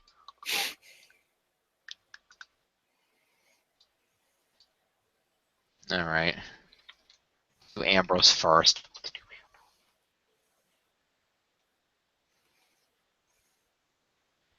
Wow, that is incredibly boring. You know what Dean Ambrose's real name is?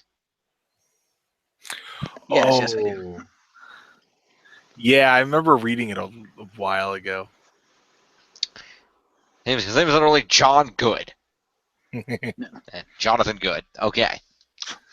Hey, if you just added a man on the end of it, someone could sue him for a copyright infringement. Possible. Anyway. Johnny B. Good. Is his middle name B? I do not see any indication of a middle name. Because that'd be funny if his middle name started with a B, because he'd literally be Johnny B. Good. That would be interesting.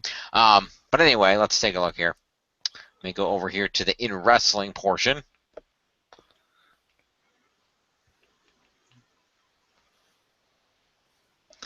All right, what do we got? What do you got? What do you got? So we're saying sit-out wheelbarrow facebuster. Is that in here? No. No. Okay. Unfortunately. So let's move on. Vertical suplex. No. Reverses it. A flying turnbuckle. Works the left knee. Another good versus it. So AJ calf crusher. Ambrose fights his way out. Slingshots AJ. Splash in the corner and a facebuster. No.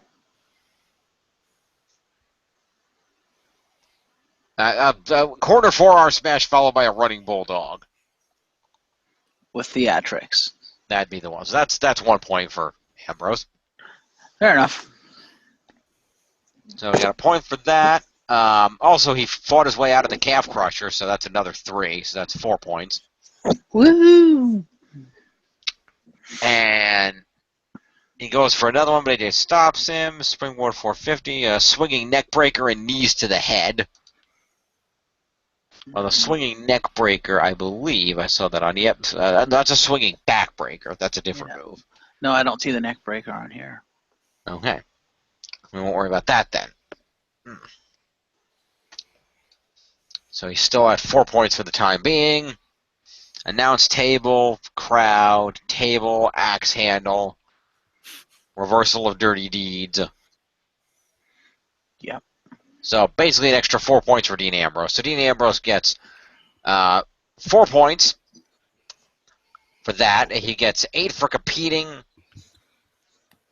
12 points, and for being in the main event. Woo! He gets an additional, where is it? 4 points. So 8, 9, 10, 12. He gets 16 points, Dean Ambrose. Well, Puts him at 47 points. Now for the big one. Let's do this. Ready, Rick? Yes. All right. So we're going to open this up. Okay, let's see. AJ reversed a suplex, worked on the left knee. AJ applies a calf crusher. That's 1 point. He goes for another AJ. AJ hit a spin-out powerbomb. I think that's a signature. AJ Styles. Let's see. AJ Styles. Right, then here we go. Okay. What did I say? That was a sit-out powerbomb? Mm-hmm. Scrolling down. So for a spine breaker, styling crab. Backbreaker rack dropped into a powerbomb. Could be a rack bomb. Anybody remember? Was it a backbreaker into a powerbomb? I don't think so. don't remember. Oh, we're not going to worry about it then. Well, let's be honest, AJ's getting enough points tonight. Well, so, it's going to get a lot. I don't know about enough. Yeah, well. No, so let's see. 1 point for the calf crusher. Ambrose reaches the ropes, but AJ put him in it again, so 2 points for calf crushers. So Ambrose actually fought out of 2 of those calf crushers, so he should have an extra 3 points real quick. Woo! Puts Ambrose at an even 50. 50. Woo! All right, another one. They're going to facebuster. AJ followed up with a springboard 450. That's definitely a signature. That's a finisher, actually. Okay, either way, he has too damn many finishers. It's called the Superman. Okay, so that's 3. Ambrose hit a suicide dive. AJ in the crowd, announce table. AJ escaped a dirty deed, so that puts him at 6 points. Hit him with a Styles Clash is 7 points for that. So, AJ Styles will receive 30 points for a win. 8 points for being in the match is 38. What did I just say for moves? Don't remember. Was it like 9 points for moves or something? I think it was another 8. Yeah. I think it was an 8 or 9. 8. All right. 8. So 38 plus another 8 is going to be 46 points for that. Plus competing in the main event is going to be another 4. I just lost my count again. What the fuck did I say? 48. 48 plus 4 Mm-hmm. puts him at 52. Plus winning a main event is another 5. Puts him at 57. And yeah, 57. And a win of a world title is 50 points, so 107 to AJ Styles. Jesus. Which is going to up him to, let's see, 224. Going to put AJ Styles at 231. God damn it. And just because I want to run a check here, he crested Kevin Owens. Yes, he did. By Also, about- did you say Dean Ambrose did a suicide dive? He did do a suicide dive. Signature move. Understood. Ambrose goes to 51 points. They're a lunatic. Fair enough. Sounds good. All right. So. Yeah, I'm with trying that, to grab all the I'm going to points scroll I can down get. here. Let's see where we. One. What's so damn funny?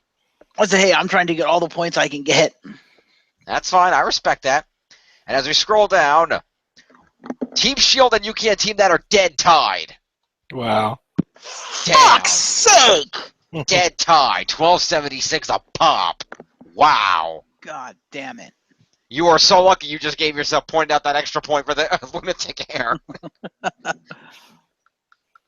Thank you, Ambrose. Pretty much. And 891 for Team Bullet Club. A big jump over the score, the pre-pay-per-view score of 661. Yeah. Not big enough, though. I need like 4 more title wins. Yeah, but you have AJ Styles as the champ now. You're going to be getting title retentions like every fucking pay-per-view. Yeah, and you've Are got... those worth anything, though? Yeah. Our retention gives you approximately, in addition to the regular win points of the pay-per-view, a retention gives you half the points of a title win. So, for example, if in AJ's case, every title retention would net him, on top of all his pay-per-view and match-winning points, an extra 25 points. That's not bad. So, pretty much anytime AJ retains a title at bare minimum, let's see, that's would be what's another 8. So basically, a title retention at an absolute bare minimum would net AJ 63 points. And that doesn't include it on a pay-per-view. It doesn't. So now, I don't normally do this till the end, but because this was a pay-per-view, I'm gonna run the leaderboards now real quick, and then I'll run them again at the end after we do Raw and SmackDown. And don't forget to put points as of the pay-per-view so we can keep track of that shit too. Yeah. 891, and we are tied dead even at 1276. Okay. Wow, you got more points than I did. Well, yeah, you won 1 title. I won 2. Yeah. They were lesser titles, but still a lot of points. You also had more people in matches, Jim. I did have more people in matches, Jim. Okay, so let me do a quick copy paste here, and let's check the leaderboards because I want to know. God damn. I'm not gonna bother with this because I was gonna try to track leaderboards over time, but it's not gonna be worth it. It's gonna be too much of a pain in the ass. Mm-hmm. Cut that out. No, I'll delete that. Okay, so let me go ahead and clear this column. I suppose clear everything; it'll be faster. Clear contents, and let's go back over to team listings. We'll do Team Bullet Club. Scrolling it. Oh, damn it. Copy. Pasty. And then we got Team Shield.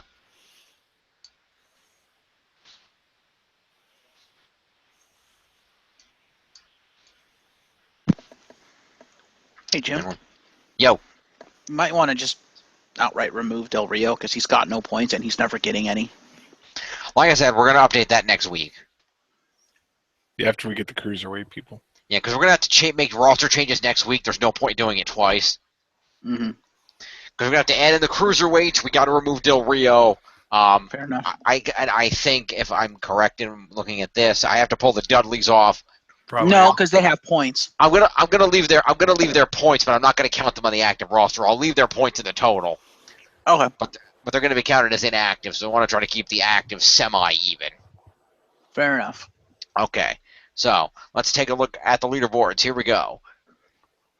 Yeah, and John, you're about to catch up massively though, because Cena's back, so you're gonna both get massive. I did it in opposite order. I wanted it from largest to smallest. Wrong way. Oh, Sin Cara. Sin Cara's got 1 point. Look at Rusev. What a sack of shit. Come on, dude. Yeah, Rusev's got worst champion ever. I know. Pretty much. His woman's got more points. Yeah. Fuck, can I just take her? Not by much, though.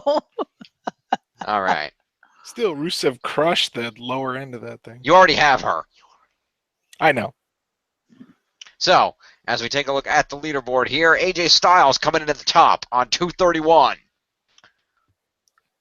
Kevin Owens at 219. Bayley and Jimmy Uso tied at 94. Seth Rollins at 92. Roman Reigns still hanging in there at 89. Charlotte at 88. Because Becky Lynch has 100 and something points, so what the fuck?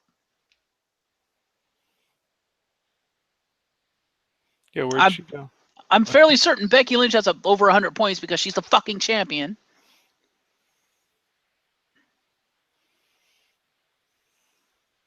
You didn't give yourself any points, Jim. What do you mean? Oh no, those are people who have no points. Yeah, you didn't put your list in there, did you? Did I? I don't see Becky Lynch. Then I must have forgotten because I definitely you forgot yourself. I definitely copied it. You forgot yourself. Okay. I mean, no, because Tyler Breeze is here. They're my people. They're here.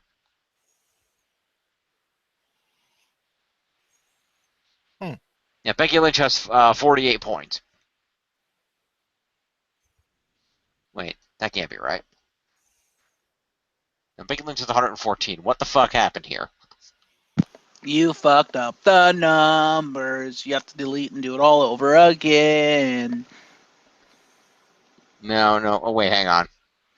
Scroll down. Oh, no, I was looking at the wrong sheet from before. I don't think... How many people do we have total in this thing? 30. There should be about 90 people here. And there's only 58. I didn't put my roster in. Okay, that was what happened. Let's try that again.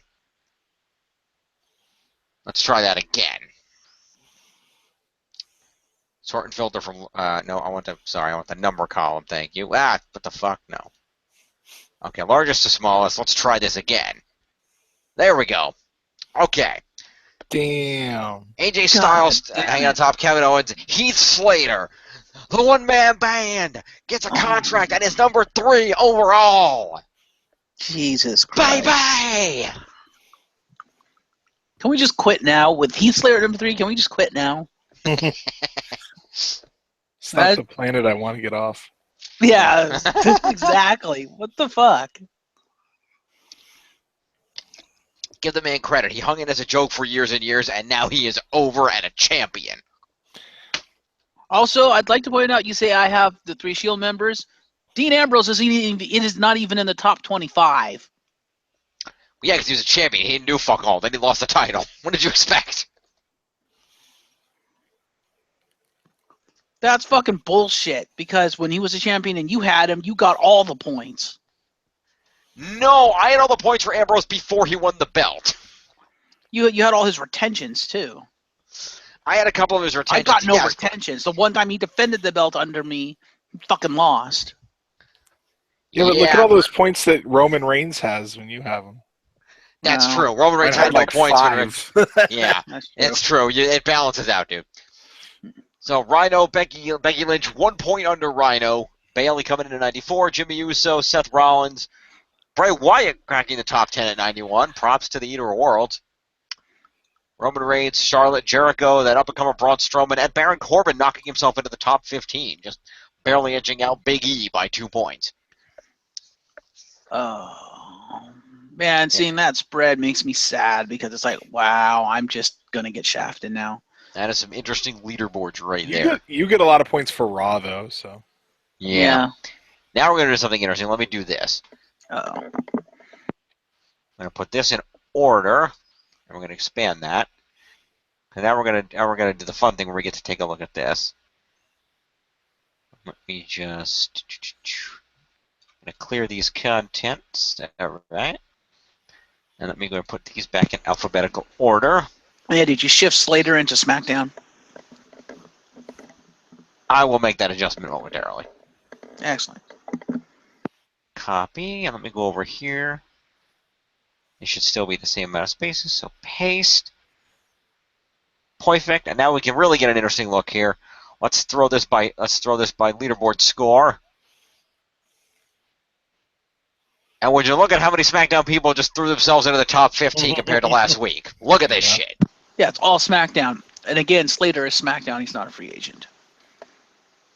Baby. Boom. That's just wrong, man. Look at But that. it makes sense because it was a SmackDown pay-per-view, so SmackDown got all the points.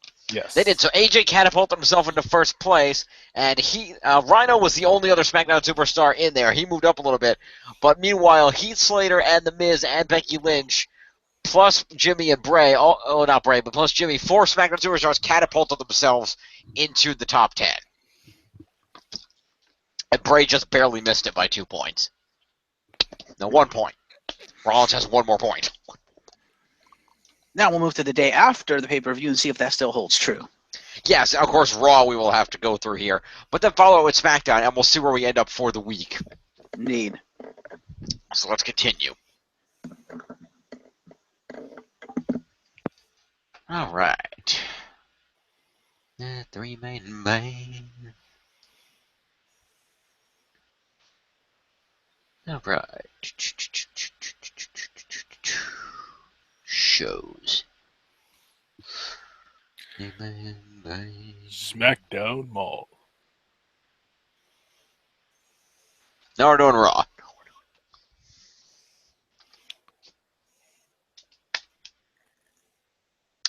Better known as the Kevin Owens Show.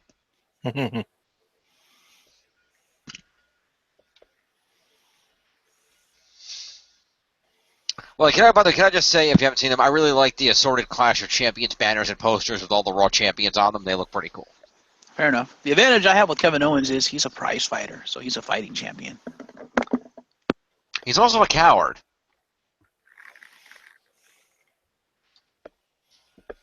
Hey, a win's a win, dude.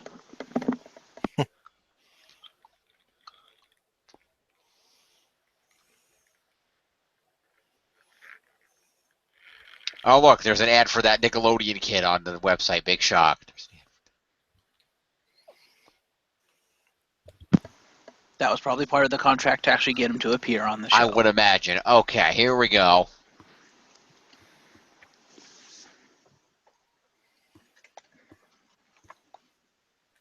All right, so let's open this up. Let's try to get through Raw here. Hopefully not too long a time frame. Mm-hmm. Let me go find the Raw results over here on my backup site. Don't forget to switch over to the actual scoring table. Yep. Boop.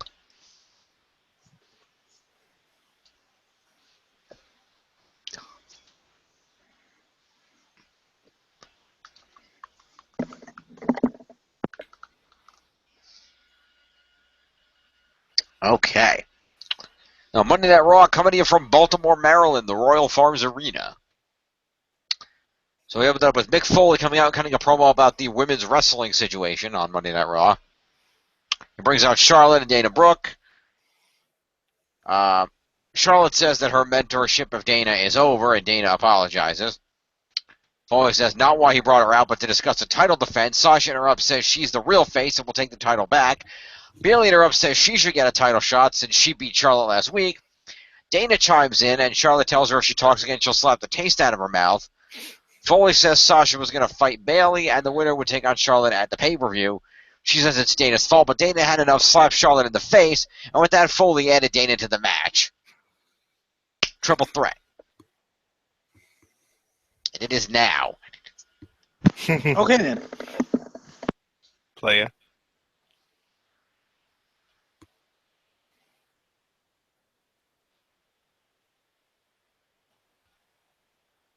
Let's see. Oh, thank you. Oh, who did this one? Thank you, Eric Lynch of Raja, for not finishing the recap of the women's match. Thank you. I appreciate that. All of 2 hours, he threw Dana out of the ring, and then apparently the match just faded into nothing. Thank you. But anyway, let's open the opening promo. So we get promo points for the aforementioned 4 ladies. So 8 points a pop for those fine females. So 8 points go to Charlotte. Ooh, they so fine. Wow, fucking pop-ups. Mm-hmm. There we go. And then we have 8 points to... who the hell has... Which one? The frick... I have Dana Brooke, if that's... That's what I was looking for, thank you. Okay. That puts it at 55. And we got Bailey. And 8 points. Going to put her at 102. And we're going to have 8 points for Sasha Banks over this way. There we go. Puts her at 17. Okay.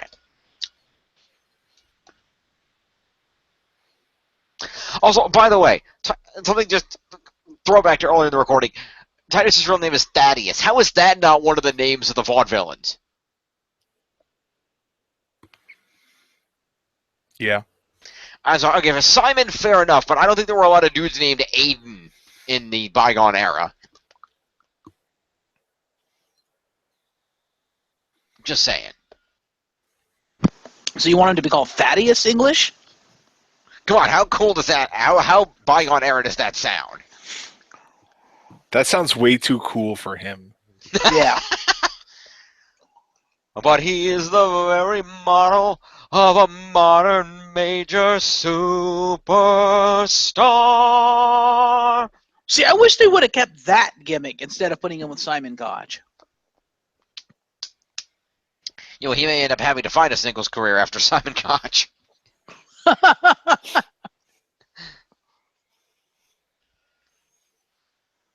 Also, English doesn't sound like a very ye old-timey surname. Yeah. Sounds like Rowan Atkinson in a James Bond parody movie. Yes, it does. Yeah. Anyway, as we were saying, so we had ourselves a number 1 contender women's match. Women's wrestling. Clap, clap, clap. Anyway, so the boss stayed the boss as Sasha Banks defeated her opponents to retain her shot at the title. Oh. Sorry. Well, that's completely fucked me over. Sporting athletic tape. Her torso was taped up during the match. That means the only title I'm going to have is the fucking Universal title. Shittiest one in the entire fucking organization. Rowan could win the U.S. title. Well, we'll see about that. And again, Cruiserweight title comes into play next week. Don't count your chickens before they hatch. Yeah, but I'd see Sasha taking the women's title. I was like, oh, god damn it. That is possible. I was hoping for Bailey, but now they're promptly burying her, so Not burying her. She'll probably feud with Sasha. Her, Sasha, and Charlotte are all going to be feuding for a long time. They're not going anywhere. Bailey will get hers. Anyway. Yeah, before or after I lose her in 2 months. Actually, I'll probably end up keeping her, but still. Yeah, we'll see. Brooke impressively played spoiler the entire time, including a swipe that landed Sasha back first on the ring apron and left the boss temporarily out of play. She stormed back soon enough to take out her foes with a Tower of Doom. That has a name now. Good to know.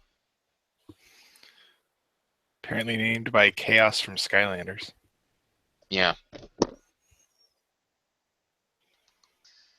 Bailey Chaos? So let's see. Banks' statement was applied to Brooke. Bailey broke it up and made a final push with a Bailey to belly, but Sasha charged that pinfall, rolled Bailey up, and scored the win. So if we're going to go in order here, based on what I have from the WWE recap, looks like Bailey hit a Bailey to belly. So Bailey gets herself 5 points for competition. A Bailey to belly is 6. Does a triple threat match count as a specialty match? I'd say yes. John, what do you think? Yeah. A Fatal 4-Way is a specialty match. Okay. So we'll throw some extra specialty match competition points in here. Woo. So that'll be a 3 points. So Bailey gets herself 5, 3, and 1. Puts her at 9 points for the evening. Not counting the earlier promotional points.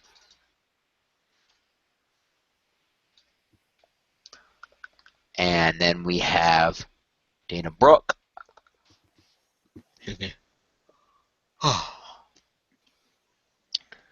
Who did not hit any big moves apparently, so she's just going to get herself a. Now, technically, if Sasha broke up, I should say not Sasha. If Bayley broke up the bank statement on Brooke, does that give Brooke escape points? No, I don't think so. Okay. I don't know, because technically Dana's the one that had the move applied to her, so technically with the breaking of the move, she technically did escape the move, even if she did not do so on her own. Hence my question.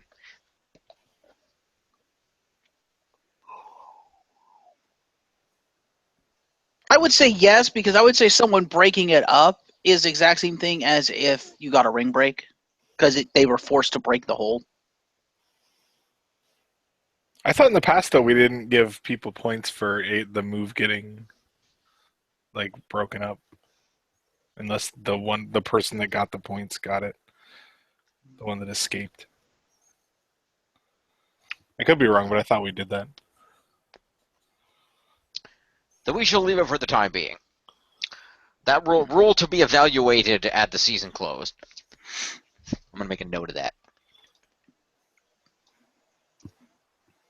On page 2 down here. Okay.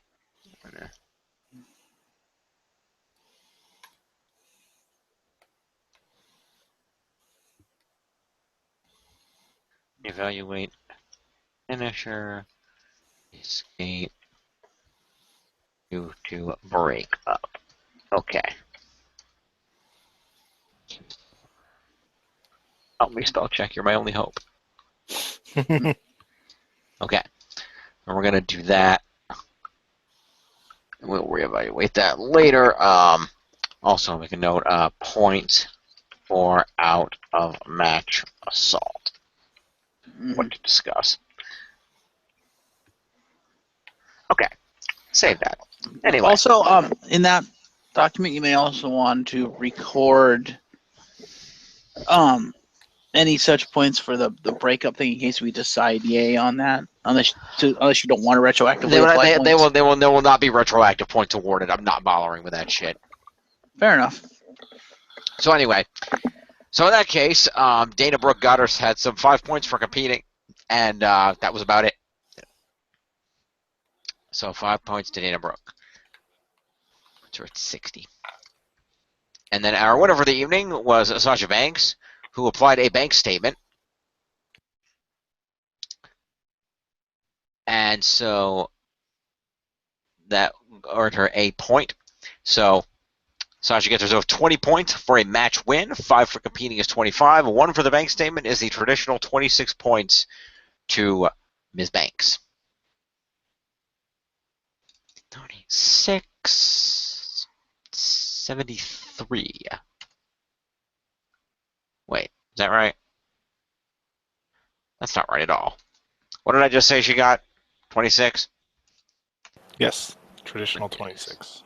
So 26, that becomes 36, plus 7 is 43.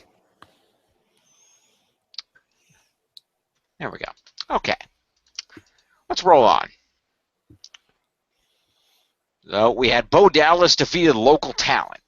Oh, actually, hang on a minute. First of all, backstage, Dana Brooke apologized to Charlotte, and Charlotte told her to shut up and get the bags. So extra 5 promo points to Dana and Charlotte.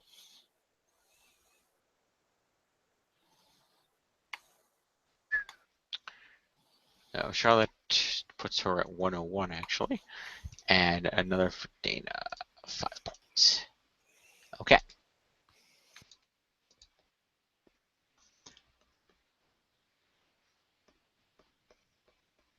So the Shining Stars are backstage to try to sell R-Truth on a vacation package to Puerto Rico. He says he'll sign up, but Goldust ruins the sale. Enzo Did you give points to Bo Dallas? No, this is pre that match. Oh, okay. There was some shit before that match that WWE.com didn't know. Okay, I thought it was just the promo, so I thought you just skipped over the match. My bad. Nope. We'll get there. Okay. So Shining Stars try to sell Truth on a vacation package. Goldust ruins it. Then Enzo and Cash show up and call the Shining Stars haters and con men. Shining Stars says they're 2 honest businessmen trying to share their country with the world, and the Certified G's challenge them to a match tonight, which they accept. So we'll get to that a little later in the evening.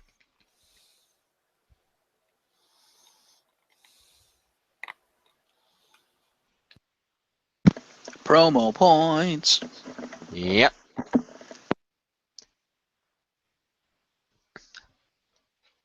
So let's see. That's the Shining Stars, Truth and Goldust, and Enzo and Cass. So 8 points all around. Yay, our Truth has points now. Our Truth doesn't have points now. 8 points are Truth. 8 points Goldust, who also has points now. And we're going to give 8 points to each of the Epico and Primo. Where are they? Who has them? 8 points. And that puts him at 41. And Primo is at 8, which will put him at 36. And then Enzo and Cass are, of course, on my team. 11 puts him at 31. Big Cass. 8 puts him at 74. Okay.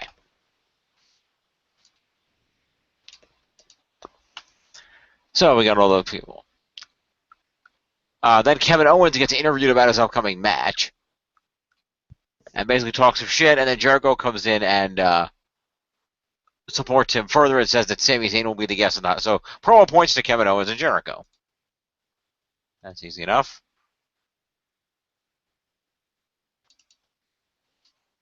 E92. And KO. 8 would be 27. KO is still 4 points under first place. That'll change, I'm sure. Yeah, it will, because he won the main event match. So, yeah. KO will take back first place by the end of Raw. Oh, you guys still with me? It's deadly quiet. But AJ will take it back by SmackDown because main event. Does he actually have a match, though? SmackDown? Yeah, he was in the tag match main event. Oh. Yeah, but they didn't win. Dope. True. But he still gets points. He does. Not as many as Kevin Owens is going to get for winning a main event match. Yeah. Yeah, but then Cena's going to get all the points because it wasn't Cena the one that won that match. That is true. So either way, John gets all the points for SmackDown main event. He does.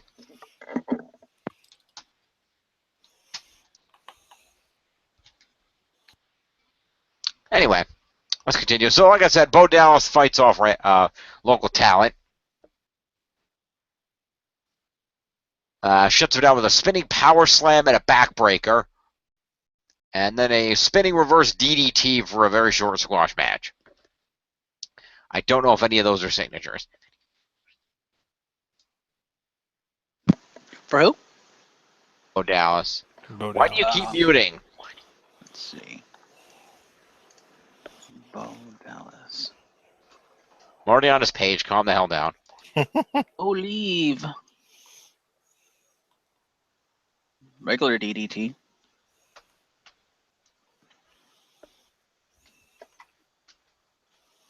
Spinning reverse DDT, a spinning power slam, and a backbreaker. Excuse me. I see none of them. Wake up. We have a show and a half to go through. I don't care. So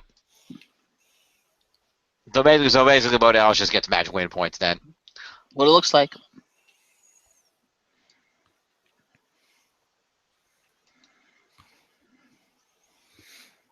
You and your Bo Dallas points. Okay.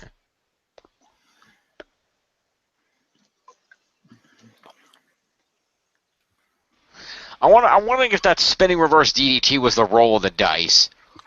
The roll of the dice? His current signature. It's a rolling cutter. His finishing move? That's his current finishing move. Yeah. I think a wild guess it was probably that. Fair enough. So I will throw Bo a point for that. So the traditional 26 points go to Bo Dallas. Fair enough. 40 puts him 52. Is that what he ended the match with? Yep. I'm assuming that's what the spinning reverse DDT was. Fair enough. Moving on, Jericho's highlight reel segment. So promo points to Jericho and Sami Zayn. Also, Jericho gets an extra point for a code breaker. So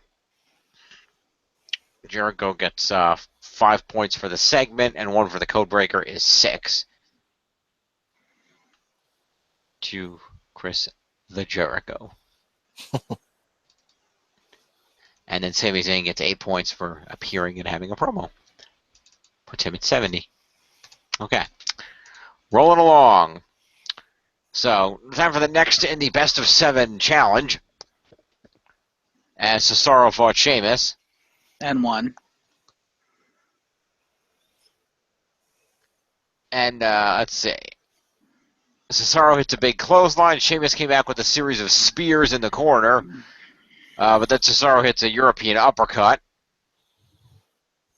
So let's do Sheamus first because he lost.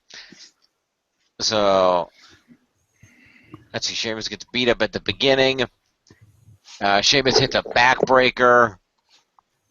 Works the back of Cesaro. Fourth trading. Sheamus escapes a sharpshooter. Sheamus hops up and hits an Irish Curse backbreaker for a 2. So that sounds like 2 for Sheamus. So Sheamus gets himself the 5 competition points. Yep. And 2 for the other shits. So 7 points Sheamus. Whoa. Puts him at 76.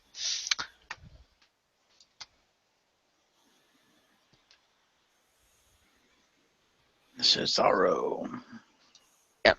And then Cesaro, in the match, he hit a European uppercut. Another European uppercut. Backbreaker. He fought off a superplex attempt. Hit a crossbody off the top. That's probably not a signature. Back and forth trading European uppercuts. So I'll throw in like 2 more uppercuts for Cesaro.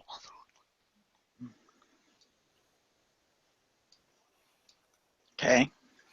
And then, so 4 uppercuts.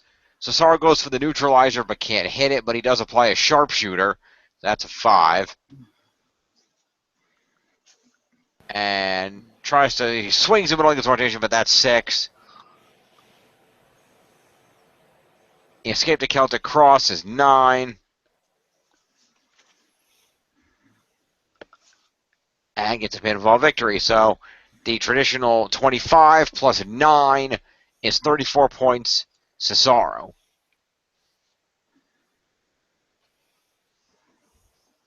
Evan is 61. Okay. Did you give Sheamus the escape points? That's what I was going to go back and do because he did escape that maneuver. So 3 more points, Sheamus. Woo! So at 9. And 9. Okay. Let's continue. Rolling along, Seth Rollins cuts a promo on Mick Foley in the back. A very good promo, I might add. Fair enough.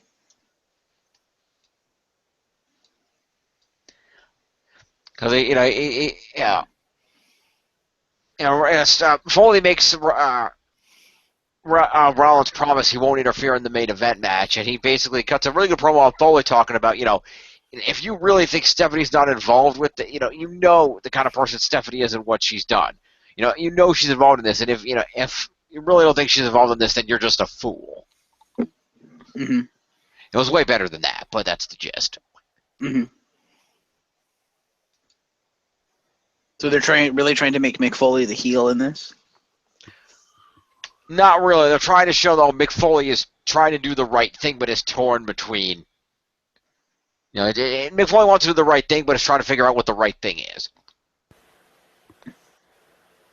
So that happens. Promo points. Yeah, I give them to him. And then we come up to Nia Jax fought Alicia to a no contest. Because Alicia got speared through a barricade. Okay, then. Yeah, they beat the crap out of each other. She threw Alicia outside.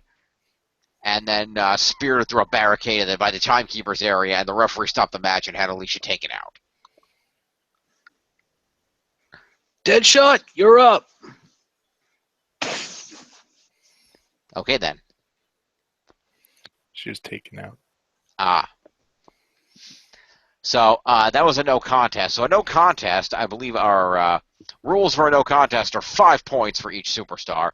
So 5 for competing and 5 for a no contest is 10 points for each of these fine ladies, and an extra 5 to Nia Jax for an OMG moment for a barricade spear. Mm-hmm. So that's 15 points to Nia Jax. 9, and then 10 points to Alicia. So, points for Rick, yay! All the Foxy ladies. Pretty much. Okay, so the New Day come out and they talk crap about the club.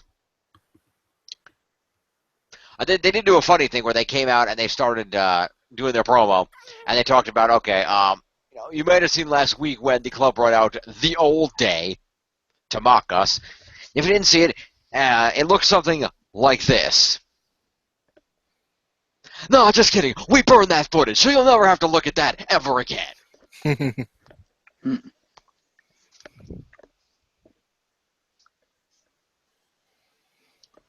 So, they talk some crap, and then we have a rematch for SummerSlam where Kofi and Xavier take on the club. So, first off, promo points to the New Day. But I assume this time they actually have Big E in the corner. They did have Big E in the corner. So, anyway, promo points all around. Or no, they had a pocket Big E. They did have a pocket Big E. Let's see, that's 4, and where's the Big E? Is up here. That puts up 8, 9, 10, so puts him at 80 even. Okay. And then also promo points for the club members. You mean Xavier's actually going to get me points for once? Yeah, Anderson is 8 points, puts him at 46. Okay. And not really, the club won. No, all points to Richter. John, whatever. I don't know what show we're on.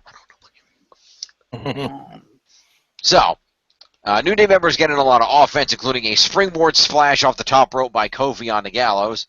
He throws Kofi outside, and Anderson drops him, then throws Kofi back in, and Gallows big boots him, and it's a series of elbow drops for a 2. Anderson gets a tag and gives another kick to the face of Kofi. Hits a spinebuster for a near fall on Kofi. Gallows kicks Kofi out of the ring to the floor as they keep control of the match. Xavier gets a hot tag, but his momentum gets slowed down by Anderson as they exchange right hands. He comes back with a kick and a tornado DDT. He goes up and hits a flying elbow for 2. Kofi comes off, but Gallows stops him with a boot in midair, and then they hit the Magic Killer on Xavier for the win. Was any of the shit that I just said signatures for the New Day? I don't think so. I don't think so. Okay. Then we're going to just go ahead and give the New Day 5 points each for showing up. Yay.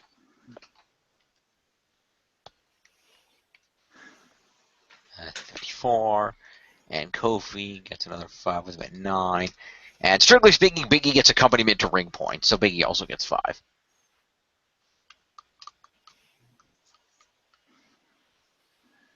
Meanwhile, Gallows and Anderson get a lot of crap kicking and a point each for a Magic Killer. So, let's see, who got the win here off of this? I don't know. I believe, according to this, Anderson was the legal man. So I'm going to say Anderson got the pinfall on this. So that's going to net him the traditional 26 points. Or Carl the Anderson. So 66. Another Mr. Hot Asian Wife himself. Pretty much. It says it on his Wikipedia page, you know. If you look, last night I checked anyway under his personal life, it mentions, right under his personal life, Carl Anderson lives with his hot Asian wife and his 2 children.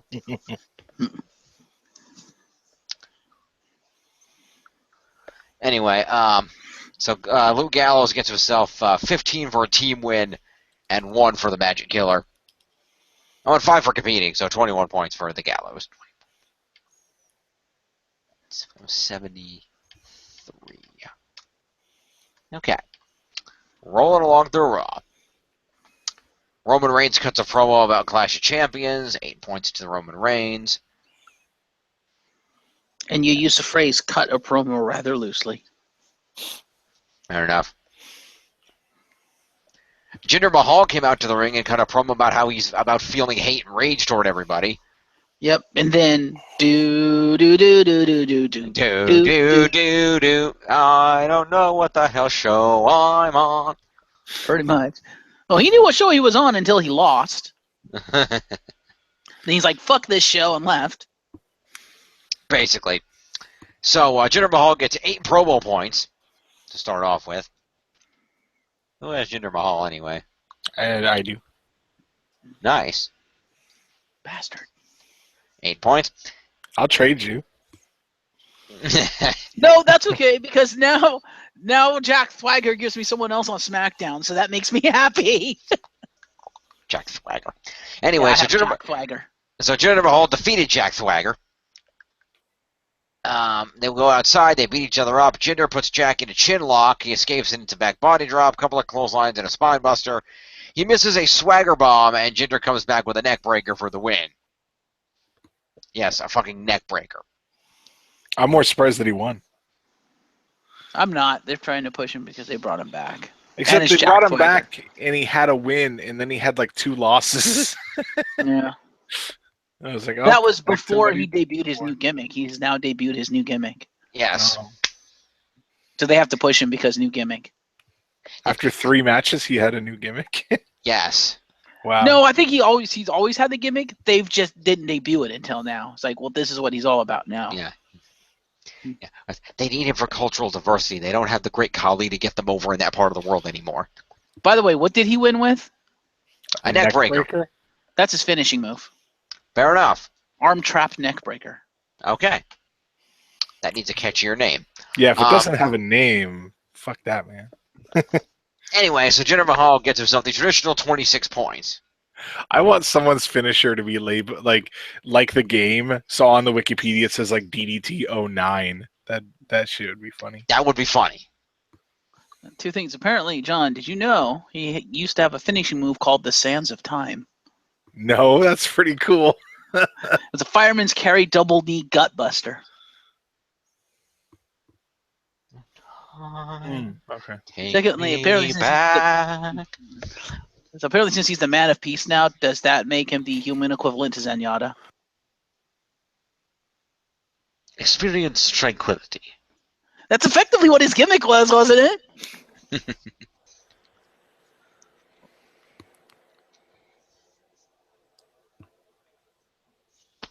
Anyway. Pass through the iris. So Jack Swagger gets himself 5 points for showing up. Oh, by the way, Jinder Mahal escaped a swagger bomb. So he gets himself an extra 3 points. And Swagger should get a point for attempting said swagger bomb, because regardless if he hit Mahal or not, he still landed the swagger bomb.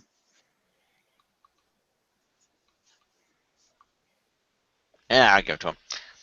So Jack Swagger gets himself 5 for competing and 1 for the swagger bomb. 6 points Swagger. Okay. Moving along, Swagger gets asked about his contract expiring soon. He has no comment and walks away. Oh, well, there you go. His contract expired.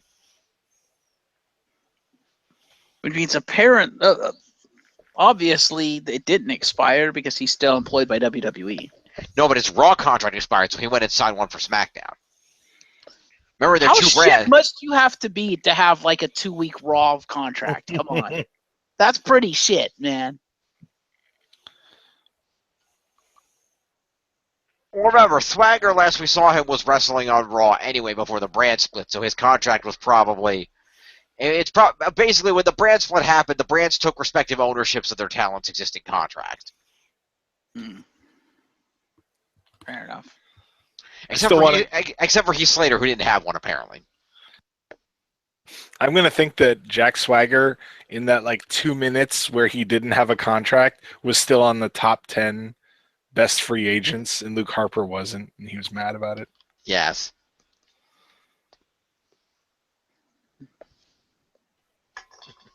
Anyway, so we give points to Jack Swagger, so that's good. Let's roll it on. So Swagger gets promo points on top of that because he promo. That's more than that. That's 14 points for Jack Swagger. Okay.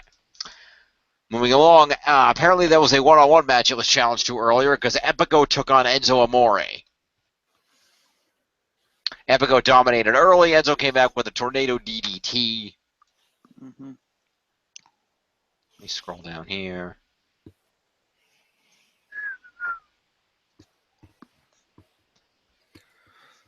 Yes, but Jim, did you know that Enzo Amore is the white R-Truth? Didn't know that, but it doesn't surprise me. Yeah, from what I understand, he's actually the voice on their theme song. He does the rap for the theme song. Okay. With Cephos. All right. Yeah. Fun fact. Indeed. So Enzo came back with a tornado DDT. Cass dropped Primo with a boot outside the ring. So Epico suicide dived on Cass.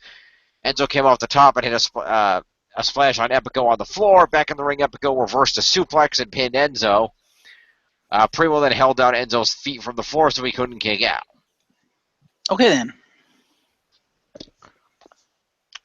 So if I'm... let's see here. If advertising with Rico, Welcome to Puerto Rico, motherfucker. At the end of the night, Teamwork Epico reversed an apron suplex into a crossbody and Primo on those feet. Okay, so basically, I'm not seeing any signatures here, so we're just going to go with Epico got a match win for 25, yep. So Epico gets 25 points. 20, 50, 66 points. And then Enzo gets 5 for competing in the match. And my name is Enzo Amore. And then Big Cass gets accompaniment to the ring points, as does the other guy. And the other guy gets interference points, too. So Primo gets himself 5 for coming down and 6 for interfering. So 11 points to Primo. Yep. It's him at 47. How you doing? How you doing? All right. Seth Rollins then confronts Kevin Owens in the back, and they talk some crap to each other about not wanting Roman Reigns in the main event.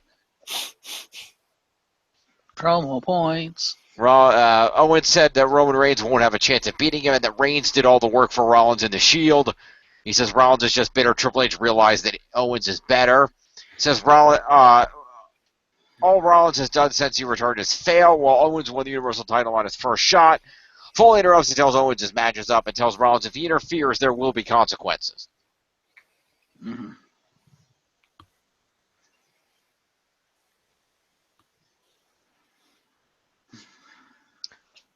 So. Promo points to those guys again. So 5 points a pop. Woo. 105 for Seth Rollins. And 105, and 5 points to Kevin Owens. It's 3 and 2 is 32. And that put Kevin Owens 1 point back ahead of AJ Styles. And then we go to the main event where he's going to catapult himself to places where AJ Styles can't reach. Until we do SmackDown. Oh, no, Kevin Owens is staying on top because we have Clash of Champions. That is true. We'll see where that goes.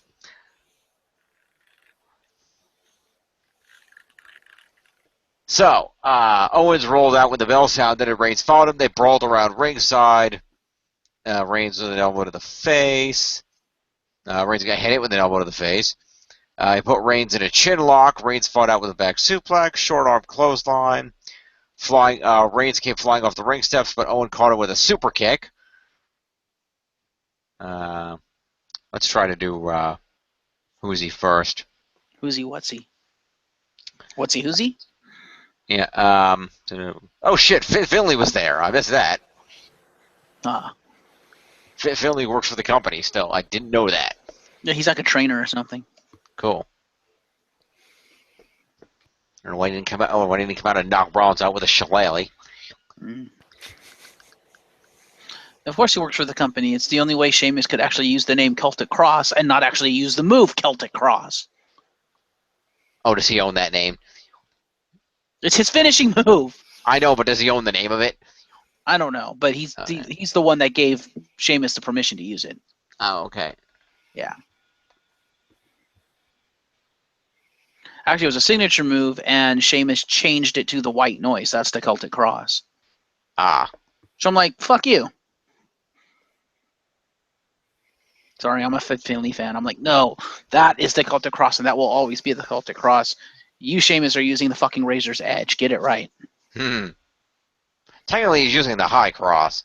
True. I mean, I thought that sounded cool, the High Cross. Anyway. So let's see. Rollins misses a spear, crashes into the ring post. You mean Reigns? Nah, that one. Get them right, damn it. Rollins attacks Owens, beats him down on the ramp. Mick Foley and Finley come out to break it up. Foley yells at Rollins. Rollins replies saying he does what he wants. Foley sends him away, then restarts the match. Owens throws Reigns into the steps, back in. Reigns into the right hands, clothesline. Reigns blocks a super kick attempt, so that's 3 points. Hits a Samoa drop, which I can only assume, given his heritage, is a signature move. Yeah. So that's 4 points. Sets him up on the top turnbuckle for suplex. He bites him and throws him off. Reverses, brainbuster. Dab, dab, dab. Reigns in a corner. Blocks a Spiriton. A Superman punch. That's 5. Okay, so 5. So Roman Reigns gets himself, let's see, 5 for competing, 5 for moves is 10, and it being the main event nets him another 4. So 14 points, Roman Reigns. Puts him at 111. Yeah. Now, rule of thumb, if they're related to The Rock, they have a Samoan drop of some sort as a signature move. Yeah, pretty much. Nuts here. Kevin Owens, what do we got here? Okay. It's all the points. Pretty much. Sure. Although, technically speaking, doesn't Reigns technically get a win and a loss? How so? Because Rollins came out and attacked Kevin Owens, which ended the match in favor of Reigns. And then Foley restarted the match. Yeah, but he restarted the same match. So the previous when the match is restarted, the previous ending is nullified. Oh, okay, fair enough. Why you no read rulebook? Because they keep changing it. Because WWE doesn't read the rulebook, so why should I? So I want somebody to officially print a WWE rulebook, and I want to read it. Good luck with that. Even WWE doesn't know the rules. Yeah. That was why it would be amazing to read. Because that book would be nothing but contradictions. That'd be hilarious. Anyway, as I was saying, let's see. Bunch of crap happens. Kevin Owens hits a super kick. Rounds him with a chin lock. Dodges a spear, puts him at 4 points. Does Reigns around, beat down by Rollins. Break it up. Match restarts. Throws Reigns into the steps. Drops him with a clothesline. Looks a super kick attempt. Hits a Samoan drop or near fall. Owens out turnbuckle. Reversal. Bites him and throws him off. Owens hit a frog splash. Does a brainbuster off the middle rope? It's probably not. That's too rare. Another super kick. That puts him at 6. Blocks a spear attempt. That's 9. Super kick is 10.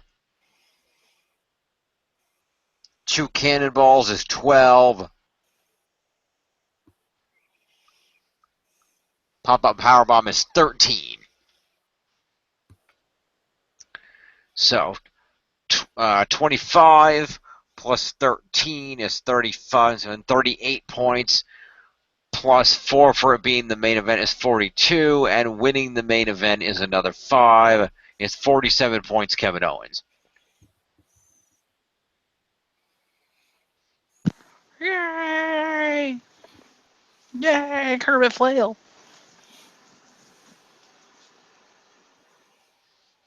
Kevin Owens at 279. Damn, son. Also, I'm going to do you a favor because I was reading through here. Reigns had 2 more finisher escapes, so I'm going to throw 6 more points to Roman Reigns. Yeah. Fight, Owens, fight. Fight, Owens, fight. Pretty much. All right, so that is Raw. Slow down, son. Oh, yeah, Rusev gets an appearance. Oh, yeah, he came out at the end.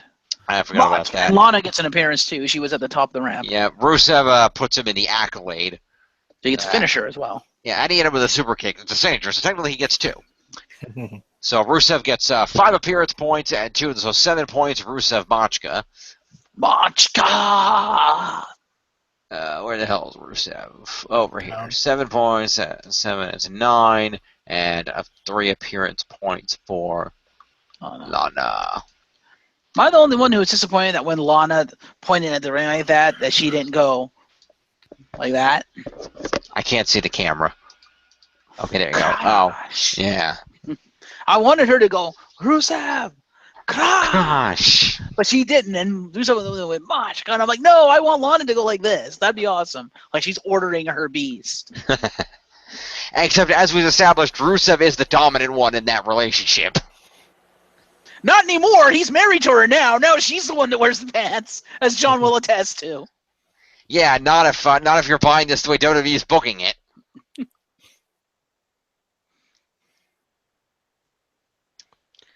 You got to remember, she can't turn around and assert control over Rusev when she banged The Rock in a hotel room. Yeah.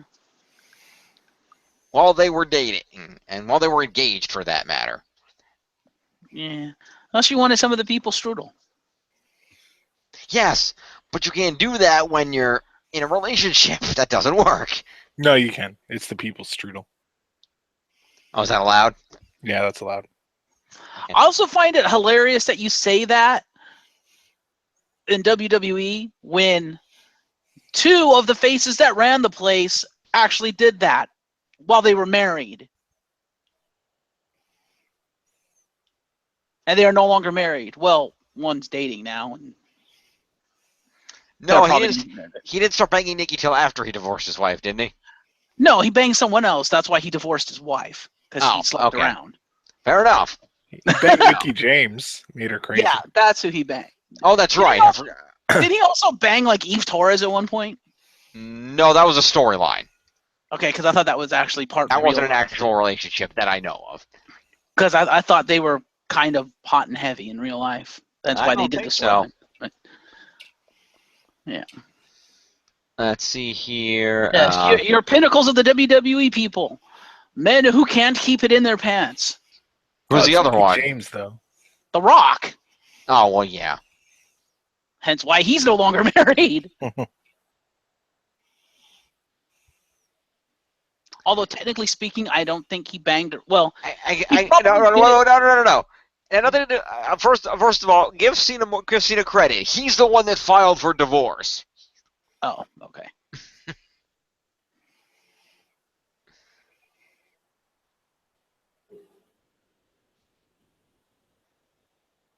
Fair enough. I think it's still because he was sleeping around and realized he didn't love his wife. He didn't want his wife anymore. Yeah, that's fair enough, you know. Still. But yeah, him and The Rock, the 2 pinnacles of WWE, men that can't keep it in their pants. And Hogan. Might as well throw him in Yeah, sure. Why not? Throw him in there too. Good point. The 3 biggest pinnacles of WWE. Not a single one of them could keep it in their pants.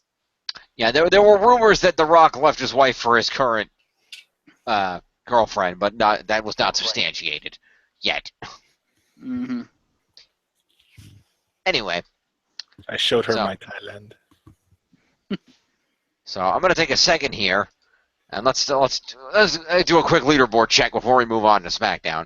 You didn't want to scroll down and show us the totals first? Very well. I'm going to go over to the team listings. Oh, don't do that. Okay, let's move over here. All right. Back in the lead is Team Shield at 1486. You can't team that, coming in at 1402. Team Bullet Club still trailing with 1,112. Team Bullet Club got a lot of points for Raw. Holy shit. Yeah, Team Bullet Club jumped from 891. God damn, dude. So Team Bullet Club got about 250 points for Raw. Interesting.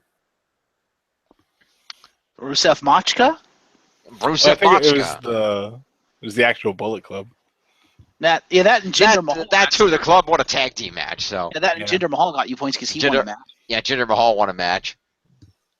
Yeah, who would think John would be singing the praises of Jinder Mahal? I didn't. Never thought I'd ever say that. Nobody, I don't think anybody ever said that.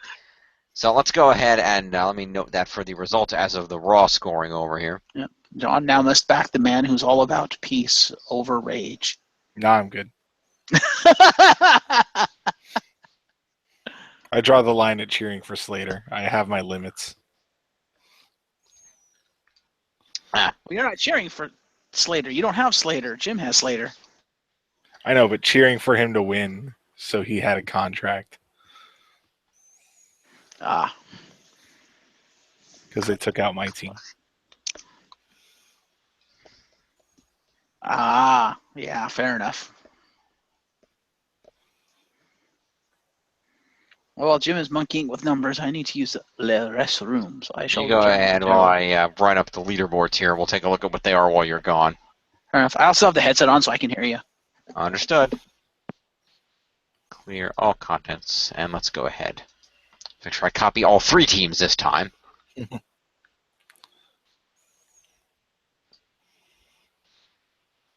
One.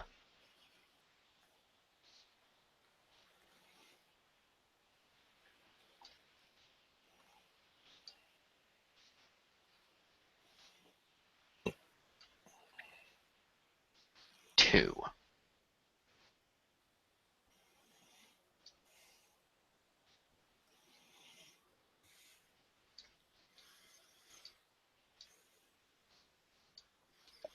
Three. All right, let's see where we're at.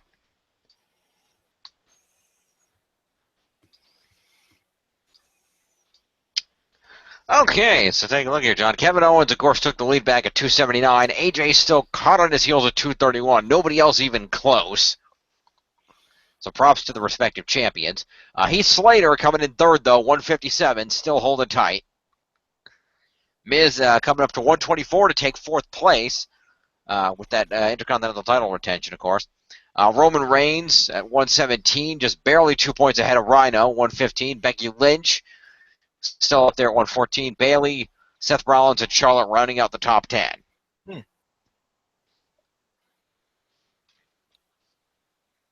Let me do this.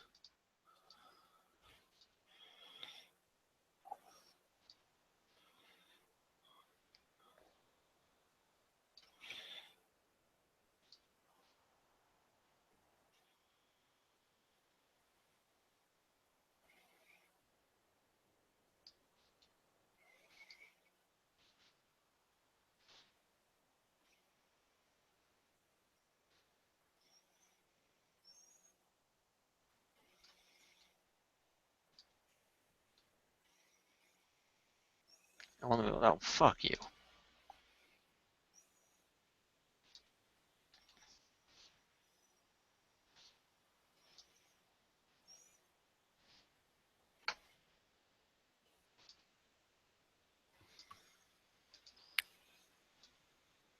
Okay. So looking over here, actually a fairly even spread. 1, 2, 3, 4. Okay, 4 SmackDown people and 6 Raw people. So Raw has a little bit extra. Wait, what the shit happened here? This is totally wrong. What the fuck? Undo this. What the hell happened? Oh, I know what the hell happened. Undo that also. Try actually putting this in order first. Then we'll do this. Oh, damn it again. Copy. That was totally wrong. Okay, let's try this again. How's up at the superstars in order before I paste their scores in? Okay, as we were saying. So SmackDown Live, actually we're dead even. 5 SmackDown and 5 Raw people in the top 10. Which is what I thought it was going to be. Although Raw still has a #1 slot, 3 SmackDown stars still hot on Kevin Owens' heels, although AJ's the only one remotely close. And Roman Reigns establishing himself as the dominant Shield member, coming up to 117, just barely edging out Rhino by 2 points. As we said, Becky Lynch, Bayley, and Seth Rollins rounding out the top 10.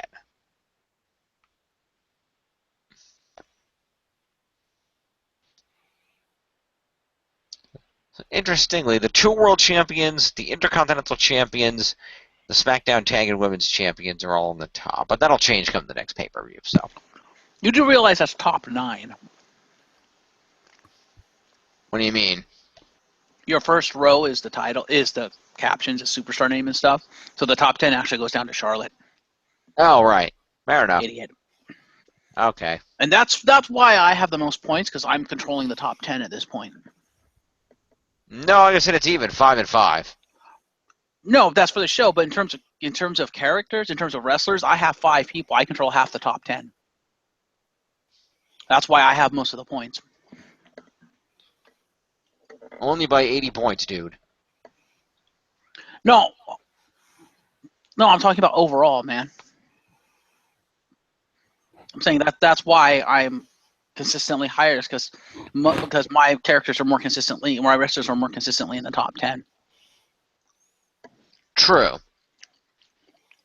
And which is just proven by the fact that I have half the top 10 wrestlers right now on the leaderboard. Yeah, all the Raw people. Yeah.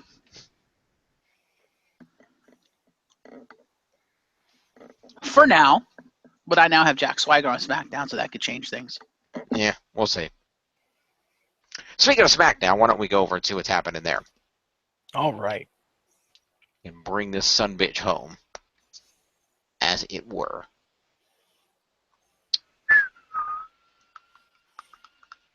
Okay, I need to go back to the other page here for the SmackDown results. WWE.com shows. Yeah.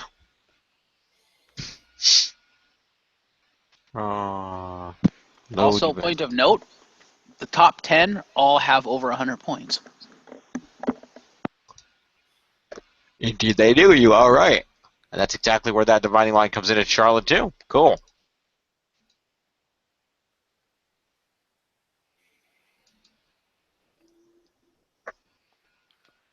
Let's see what happened on SmackDown. Luckily, this is a shorter program. This won't take as long.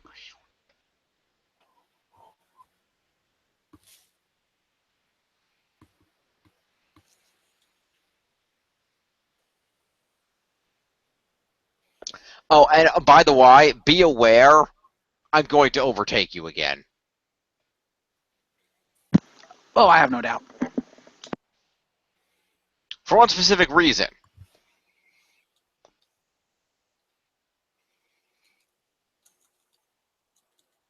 What was that, women's champion? No, Slater and Rhino defended the titles. Oh, that's true. Fuck you. Okay, let's open this up. So we're going to open it up with AJ Styles. AJ Styles. AJ Styles. Yes, we're going to open it up with AJ Styles, who comes out and cuts a promo about how he is not only the face that runs the place, he is now the champ that runs this camp. And as I mentioned to Jeff the other night, that will be on a t-shirt before long, I'm sure. Probably. Which does give me an idea. Mm-hmm. John, 2K17. Yes. Follow me on this. Okay. Dad who runs this pad. There you go.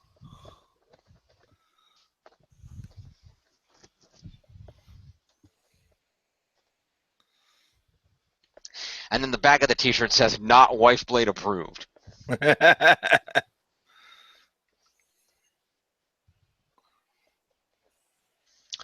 So anyway, AJ Styles came out and he talked some crap about being the champion.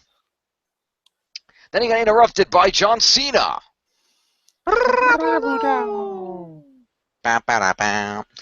claiming that he had a goal in mind to become a 16-time world champion because to be the man, you've got to beat the man. Right now, Ric Flair is the man in terms of title reigns. Ambrose came out and said he wanted retribution on Styles for punching him in the balls. Cena informed Ambrose that that shouldn't have hurt him because he had no balls. Yeah. And points out that you really can't judge when you hung his balls up on a top rope the week before. Turnabout is fair play. So Shane McMahon came down and said, all right, we can sort this out. So thanks to your actions at Backlash, you're going to defend your title in No Mercy against both these guys. Have fun with that. Shane also informed them that in addition to that, they were going to be in SmackDown's main event tonight where Cena would team with Ambrose against AJ and a partner of his choosing. But he also informed AJ that if he did not find a partner, one would be assigned to him. So he basically pulled a Teddy Long. Now hold on a minute, player. We can solve this with a tag team match, player. Basically.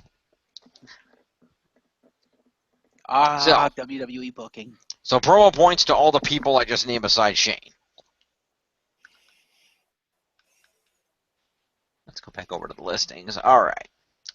So promo points going out to John Cena. Finally has points. Boom.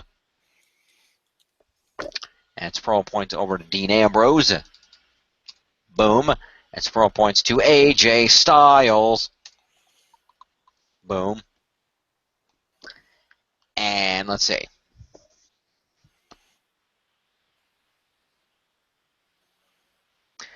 But I'd just like to take a moment real quick to point out that your two top superstars both have well over 200 points. My top superstar has 157. I'm just saying. Anyway. And it's Heath Slater. I don't know anything anymore. Just saying. So, we get those to Cena, Ambrose, AJ. Points awarded. Let's continue. Next, in a rematch from Backlash, the Usos again defeated the Hype Bros. Ryder selling a knee injury, the result of that match. Mojo got to hot tag and hit his stinger splashes, so that's 2. Jimmy worked on Ryder while Jay hit Mojo with a super kick and then came off the top for a splash. So let's see what we got here. So Zack Ryder gets thank you for showing up points.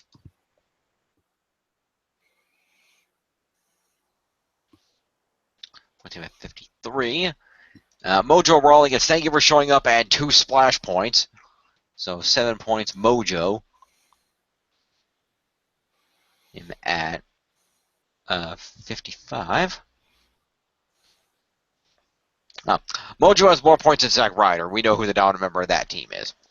But we knew that was Zack Ryder was the beat slut at Backlash. Yeah, true. Mojo Rawley. Anyway. And then we got some Uso action going on. Jay apparently did fuck all. No, Jay won the match. First of all, so Jimmy worked on Ryder. Jay is the one who got the tag and proceeded to hit a super kick and a splash. So Jay Uso earns himself a match win. That'll be 25 points plus 2 signature finishers is 27 points for Jay Uso. Yep. So that would put it at 99, 89, and 7 is 96 points. Okay, then. And then Jimmy earned himself 15 for being a partner of the winning team and 5 for competing is 20 points. Okay, then. That's the wrong one. Over here. Now 20 points Jimmy puts him at 114. Jimmy! Okay. Rolling along, Miz comes out with Maurice and cuts a promo about how great he is as a champion. Ziggler interrupts him and says he won't be a top guy because he's a phony. A big fat phony.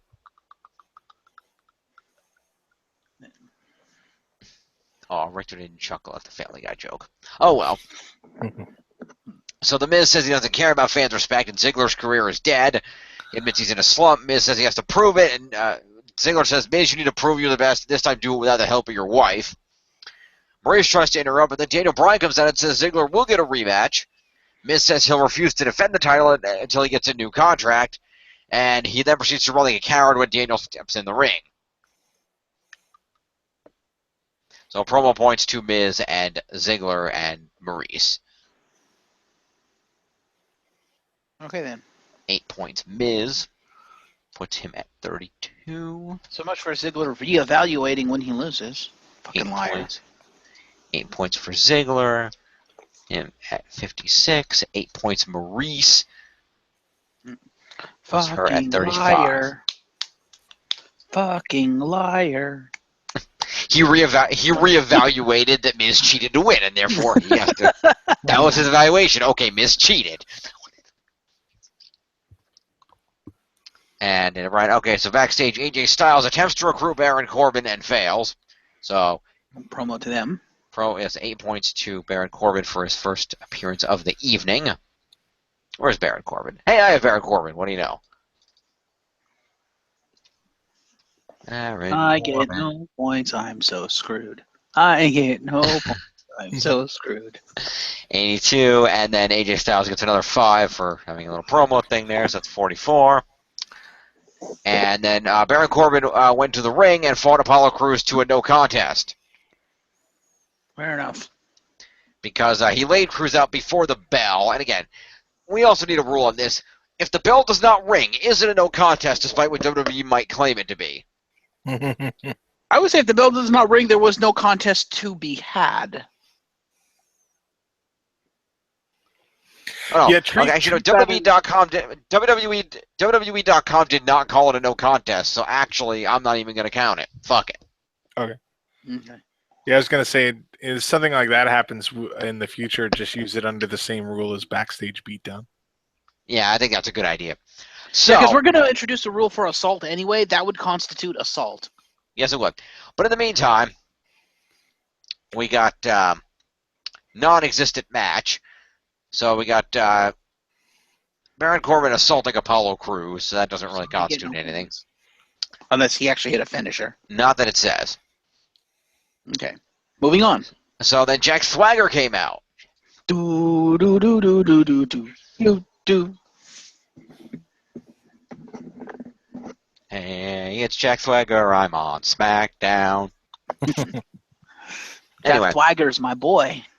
Evidently, me all the Smackdown so points. he came out and cut a promo saying that he joined SmackDown and that you might think you know his abilities, but, and I quote, you don't know Jack. End quote. And then apparently he said, we the people. So promo points to the Jack. Promo points to the Jack Swagger. No, 8 points to Swagger. 8 points Swagger. All right. 22. There we go. So let's roll it on along. Next, That's it. He just came out and cut a promo. No one tried to fight him or anything. Apparently not. Apparently he came over and he cut a promo in Baron Corbin's face. That was about it. Oh, so is that going to be the feud going forward? Swagger versus Corbin? That would seem to be the feud, and I'm actually okay with this. Oh, please, Swagger, win. You need some wins. You need a big win. Yeah, but remember something. Swagger's old hat. Corbin's the young up-and-comer. You're fucked. We'll see. They like Baron Corbin. That's why he got to talk shit to AJ Styles about taking his title. Uh-huh. Anyway, Moving on. Fatal 5-way women's match to determine a number 1 contender for Becky Lynch's title. Points to women all around. Mm-hmm. But your number 1 contender happens to be Alexa Bliss. I did it, Mr. J. Basically. All right, let's hear. Becky Lynch opened it with a promo, so let's throw some promo points to Becky Lynch. Mm-hmm. And she's going to get extra points because Becky Lynch is going to get points for that promo and then points for commentary. So actually, she's going to get herself about 13 points. So Irish Spitfire. Irish Spitfire. Irish last kicker, get it right. They also call her the Spitfire. Missed that, okay. I thought it was Straight Fire. Is it Straight Fire? I don't know, something. like that. Okay, so the women go after it. Natalya took out several of them. Apparently, Natalya hit a Michinoku driver. If Michael Cole called it, I don't know if you can count that. It's SmackDown. It's Morrow. Oh, okay. He Yeah, knows. we don't let Cole on SmackDown anymore. He calls everything a Michinoku driver. Yeah, I thought Michael Cole just called everything a throw. Who Yeah, hit the or Michinoku vintage. driver? Natalya on Naomi. Okay, I can see Natalya doing that.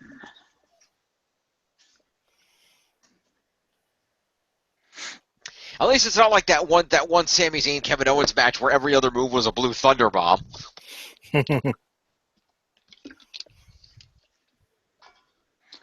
She does, in fact, use the Michinoku driver. I figured as much. It's Natalya. It's a signature move. So Natalya hits that. Michinoku driver 2, actually. Nikki hit an electric chair suplex on Naomi, but Alexa broke that up. Natalya took out Alexa with a spear. Then Naomi kicked Alexa in the face and hit a full Nelson bomb. Natalya drop kicked both Alexa and Naomi, then turned around into an X Factor from Nikki. Naomi hit Nikki in the face with her butt. Because that's a move, apparently. Yeah, the rear view, right? Yeah. See, again, she needs to switch back to that fucking thing that I use as a signature now, where the legs DDT. That is fucking good. Now, I understand if she's liable to kill someone with it, I understand, but it looks so much better. Because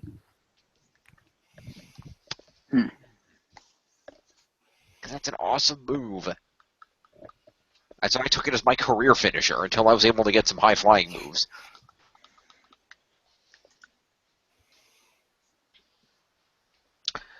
Anyway, let's resume. We need to get through this shit. Okay. So, did any of those moves I mentioned count as signatures for any of the people I mentioned? Probably not. Yeah, we'll just skip all that shit. Yeah. Then we'll just keep going. I think Nikki's X Factor is a signature, though. The Bella Buster? Yeah. Yeah. Oh, that's the Bella... Oh, okay. I didn't know That's that. the Bella. That's actually a Bree's move. Fair enough. That's Well, Bree's finishing move. okay. Well, they've both used it. Yeah, Nikki uses it as a signature, pretty much as an homage to her sister. Fair enough. Okay, so we'll hit that. So let's see. Let's just go through here real quick, one at a time. So Natalya had a Michinoku driver and lost. So 6 points, Natalya. Where the hell's Natalya? She's on my roster. Sorry, 9. And then we got, let's see, Nikki with an X Factor and a loss. So that's another 6 for Nikki Bella. We're at 9. And then Naomi hit a ass to face finisher, so that's 6 for her. Yeah, the rear view. Yeah. Or as it should be called, the ass to mouth. Yes. The tossed salad. That too. Let's see. So that all happened. Carmella super kick Nikki. Is it Carmella's used a super kick? I can take a look. That seems like something she would use, considering everybody has a fucking super kick now. It's not that hard a move to do. You can call it. You can call it hers. It's not that hard a move to do, but out of all the people that use it now, how many actually make it look good? Yeah, not that many. Ziggler. Ziggler's is good. Ziggler oversells it. But at least it looks flush most of the time. There, it's this one. Okay. Carmella, yes, no. Let's see. Super kick. Yes, it is a signature move. Okay. So Carmella gets a signature on that as well, so she gets 6 points. 6 points for the Carmella. 66, and then Alexa Bliss just stole a pinfall, so she just gets a victory. So Alexa Bliss earns herself 20 points for a match win. 5 for competing is 25 points for Alexa Bliss. And that was a specialty match, so they should all get that too. Yeah. As I think about this. So let's see, 20 and 5, and then specialty is another 3. And it's 28, and a specialty win is another 10. So 38 points, Alexa Bliss. There you go. Woo. 99,107. Alexa Bliss just cracked the top. Well, I think she's How the fuck is Alexa Bliss my highest diva on SmackDown? Why have Nikki Bella? What the fuck? Yeah, but Nikki Bella's not doing fuck all. Oh, Jesus Christ. Because she's old and injured. Not anymore. She's been rebuilt. She's better, faster, stronger. That was a pretty big injury, though, so she probably that not was got like a whole lot of time left. True. Yeah, that was the same injury that Tyson Kidd had, and he's been gone for 9 months. Yeah. True. Actually, no, Tyson Kidd's been gone a year and a half. What am I talking about? Tyson Kidd is gone permanently. He ain't coming back. Apparently, yeah. He would like to. He's retired. Did he officially retire? I would imagine Natalia said, boy, you're sitting your ass at home. I don't want to lose you. I don't know. It's Tyson Kidd. Yeah. When have you ever known an injury to stop a heart or anyone heart adjacent? Brad? Brad? Yes, but that was a little worse. That was a different story. And in all fairness, that's a Goldberg injury. That's a whole nother problem. No, I put to you, Brett can still walk, wrestle, and do the sharpshooter. And complain. A lot. All things that TJ cannot do right now.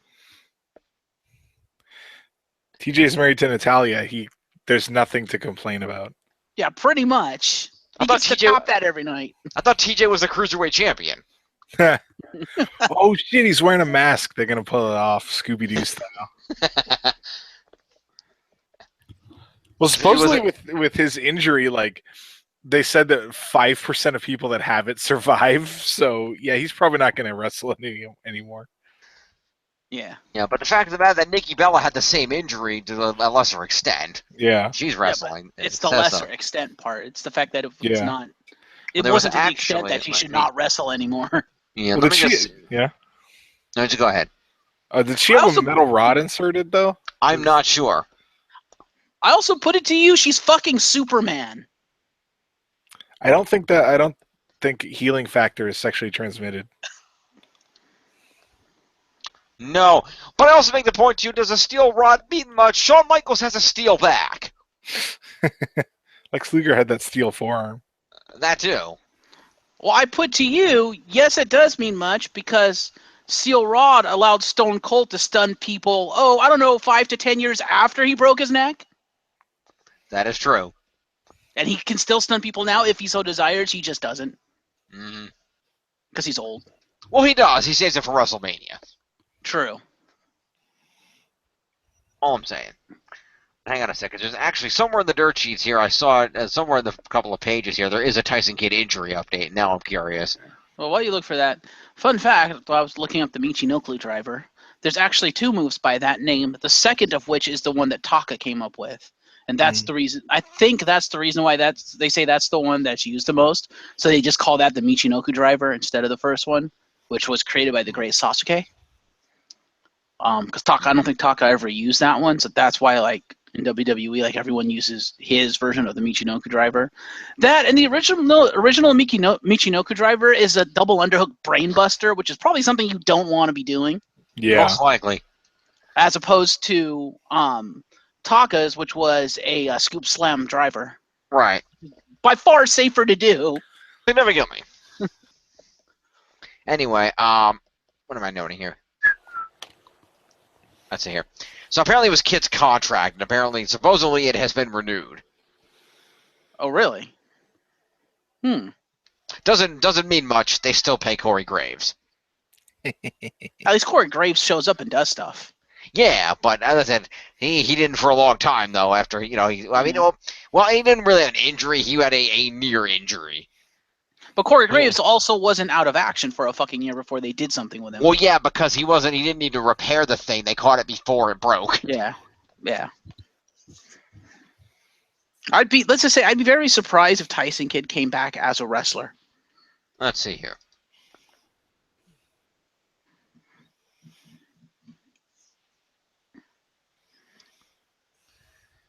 Let's see. Tyson Kidd had 16 staples, 4 screws, and a rod inserted in his neck.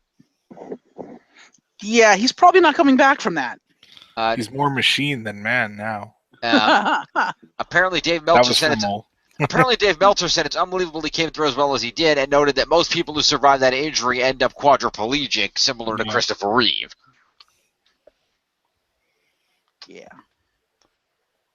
I don't know. So but now anyway. Who's fucking Superman?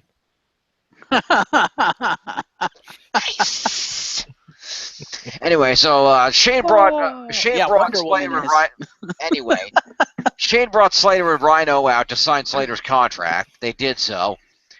Cut a promo and then got interrupted by the Ascension, whom they then proceeded to beat. You know, that made me say, what? Like, how the fuck do the Ascension deserve a fucking title match? What the fuck? They don't. They needed some jobbers that Slater and Rhino could beat. Yeah. But the fact is, they still got a title match before pretty much anyone else on the fucking tag card except for the Usos. That's wrong, man. That is so fucking wrong. To be fair, they were the longest reigning NXT tag champions. Yeah, and then they came over to the main roster and were complete shit from day one. Pretty much, yeah. They brought him over and did fuck all, so yeah. But their biggest mistake, which was their first mistake, was when they brought him over. They're like, yeah, we're the Neo Road Warriors. Like, no, you're not. Stop right now. No. So brawl points, and then they defeated the Ascension, who I'm going to assume didn't do fuck all, so. Probably not, no. We're just going to throw the Ascension thanks for coming points. Yeah, well, at least they get points, but yeah, when they opened with that gimmick on the main roster, that pretty much sealed their fate of, yeah, we wish you well in your future endeavors. And Connor, and then, let's see.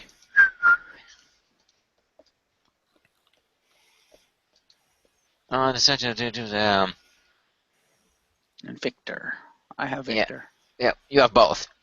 Oh, okay. Woo, I get points. Woo! And so then Slater and Rhino win. Let's see, I believe, Rhino gored Victor for the win, so Rhino gets 26 points. No, I don't. You have Connor.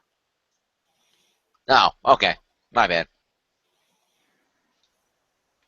Anyway, 26 points to Rhino.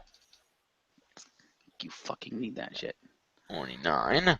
And Slater gets... Plus a title defense. Slater, yeah, I'm going to get that. Slater gets 20 for being on the team. Oh, wow, it was a title defense? It was a title match. That's why I complained that the Ascension got a fucking title match before any other fucking team on the roster. Like, no, that is fucking wrong. A tag title defense nets 15 extra points for both of those gentlemen. Hi, Jim. The hell? Hi, Jim. Okay. I see you. I figured you did. I don't care. I'll fix it in a minute. Let me do 15 points to these people over here. You do that. Rhino will put at 59, 64. I assume Rhino gored them out of existence. Pretty much. He gets gore points. I gave him gore point.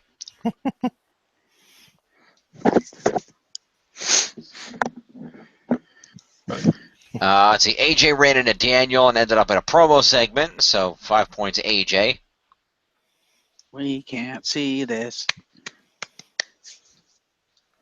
I don't care.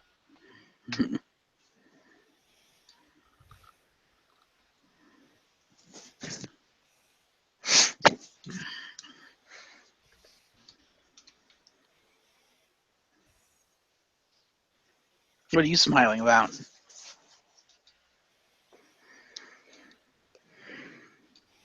Okay. Smirker.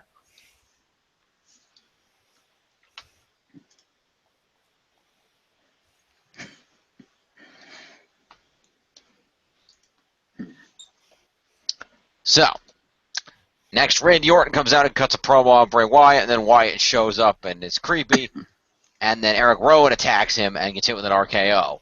So Randy Orton gets 9 points. Fair enough. That puts him at 46. And then Eric Rowan and Bray Wyatt get showing up points. Well, Bray Wyatt gets 8 for being a promo segment, for one thing, and then Eric Rowan just gets thanks for showing up points. It wasn't an actual match. It was just... No, it was just they promoed back and forth, and then the lights went out. Bray was there, and then the lights went out, and then Rowan was there, and he got RKO'd. Fair enough. Eric Rowan gets 3 points for showing his face. He gets stunt double points. Pretty much. Where the hell is he? Eric Rowan. I have Eric Rowan. 3. Woo! He finally got me points. He did. Okay, so that happened, and then we have a main event match in which AJ Styles' supposed partner James Ellsworth, a.k.a. local talent, as appointed to him by Daniel Bryan, was viciously assaulted by The Miz, who stated that he is the main event and he will be AJ's partner. So 1 point to The Miz for a skull-crushing finale. On the ramp. On the ramp. On the steel! Yeah, pretty much. I missed Joey Styles, man. I missed that. I love that call, just on the steel. Yeah, WWE's out of their minds. Then, and oh my God! Well, yeah. Anyway, so Miz is AJ's partner, starts off with offense, tag, the backbreaker, elbow drop. AJ hits a Pele kick. We'll get to that in a minute. All right, let's solve it up with AJ. What the shit? AJ gets a Pele kick. To the back suplex. The tab outside. Okay, so AJ gets himself 5 for competing, 4 for the main event is 9, and 1 for the Pele kick is 10 points. AJ. Fair enough. AJ Styles. Doom, doom, doom, doom. AJ Styles is exactly 20 points behind Kevin Owens, by the way. Fair enough. Then we got The Miz. We got a skull-crushing finale point. And just about nothing else.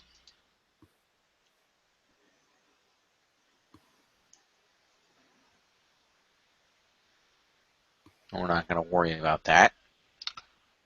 So, Miz gets the same thing. The 9 points. That. Well, is it 9? Yeah, 9. Because, wait, no. 5, 4, no, 10 points again. 10 points for The Miz. The Miz.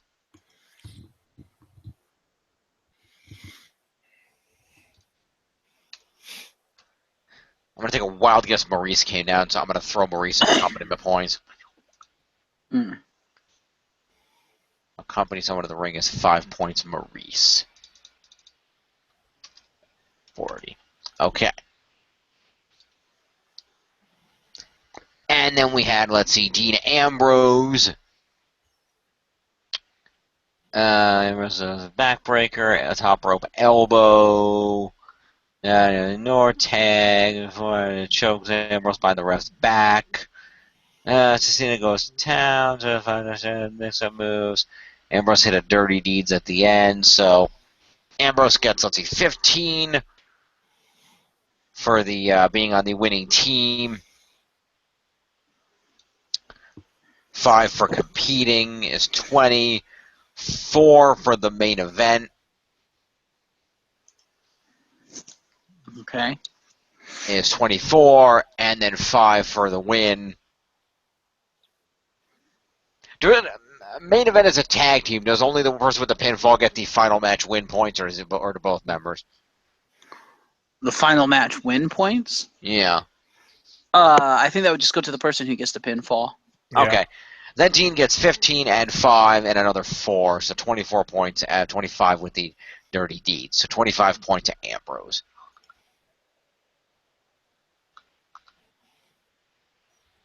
$25 points Ambrose. So that would put 84 then. Dean Ambrose. And then John Cena, let's see. He had a 5-knuckle shuffle. But the attitude adjustment got broken up. So John Cena gets himself, let's see, 20 points for a win, 5 for being in the match. 5 for match win is 30. 4 for being a final match is 34. And 1 for the Five Knuckle Shuffle is 35 points for John Cena. It's him at 43. Okay.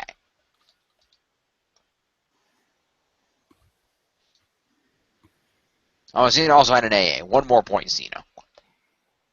He won with an AA. 44 points, Cena. And there's our SmackDown. Fair enough. Let's check out our final leaderboards for the evening. Give me just a moment.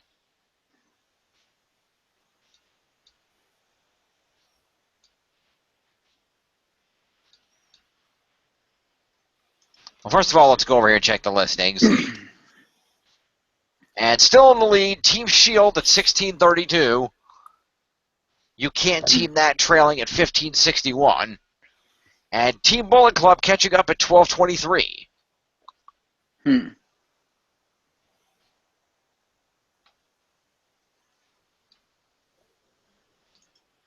Fair enough. 1632. And 1561. That's it, right? Yep. Okay. And let's check the leaderboards.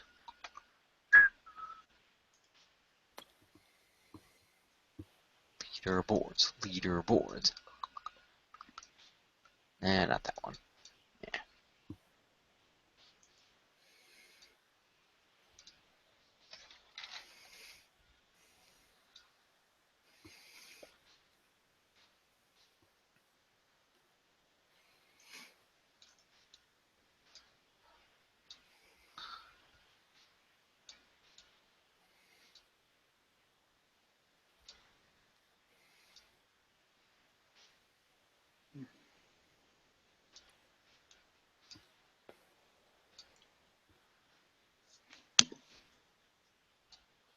Okay, so we got all these guys now. Let me put everybody in A to Z.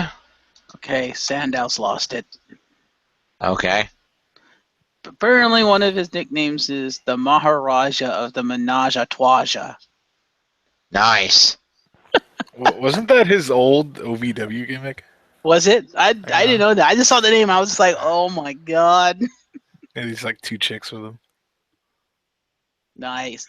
He needed to keep that gimmick. That sounds amazing. Oh shit! Who? One of them was somebody funny, and now I can't remember who. Who are the 2 chicks? Yeah, I think one of them was Beth Phoenix, but I could be wrong. Ah.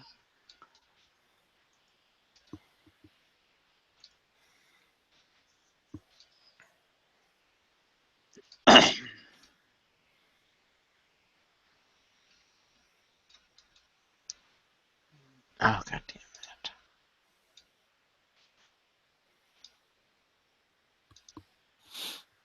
Paste this, and let's find out where we're looking at. Here we go. Okay, still on top is Kevin Owens at 279. AJ Styles trailing by exactly 20 points at 259. Followed by Heath Slater at 200 points, coming in at number 3. Rhino comes in at 164 and number 4. Miz, 142. Becky Lynch at 127. Roman Reigns in at number 7 for 117. Jimmy Uso coming in at 8 for 114. Bayley at 111. And Alexa Bliss at 107. Fair enough. So looking at that comparison, SmackDown Live has taken over 2, 3, 4, 5, 6. Yeah, 7 SmackDown people are in the top. Only 3 Raw people. I wish I could see the list. Oh. Whoopsie.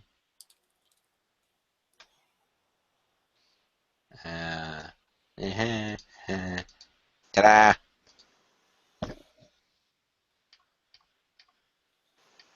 Well, that's just great.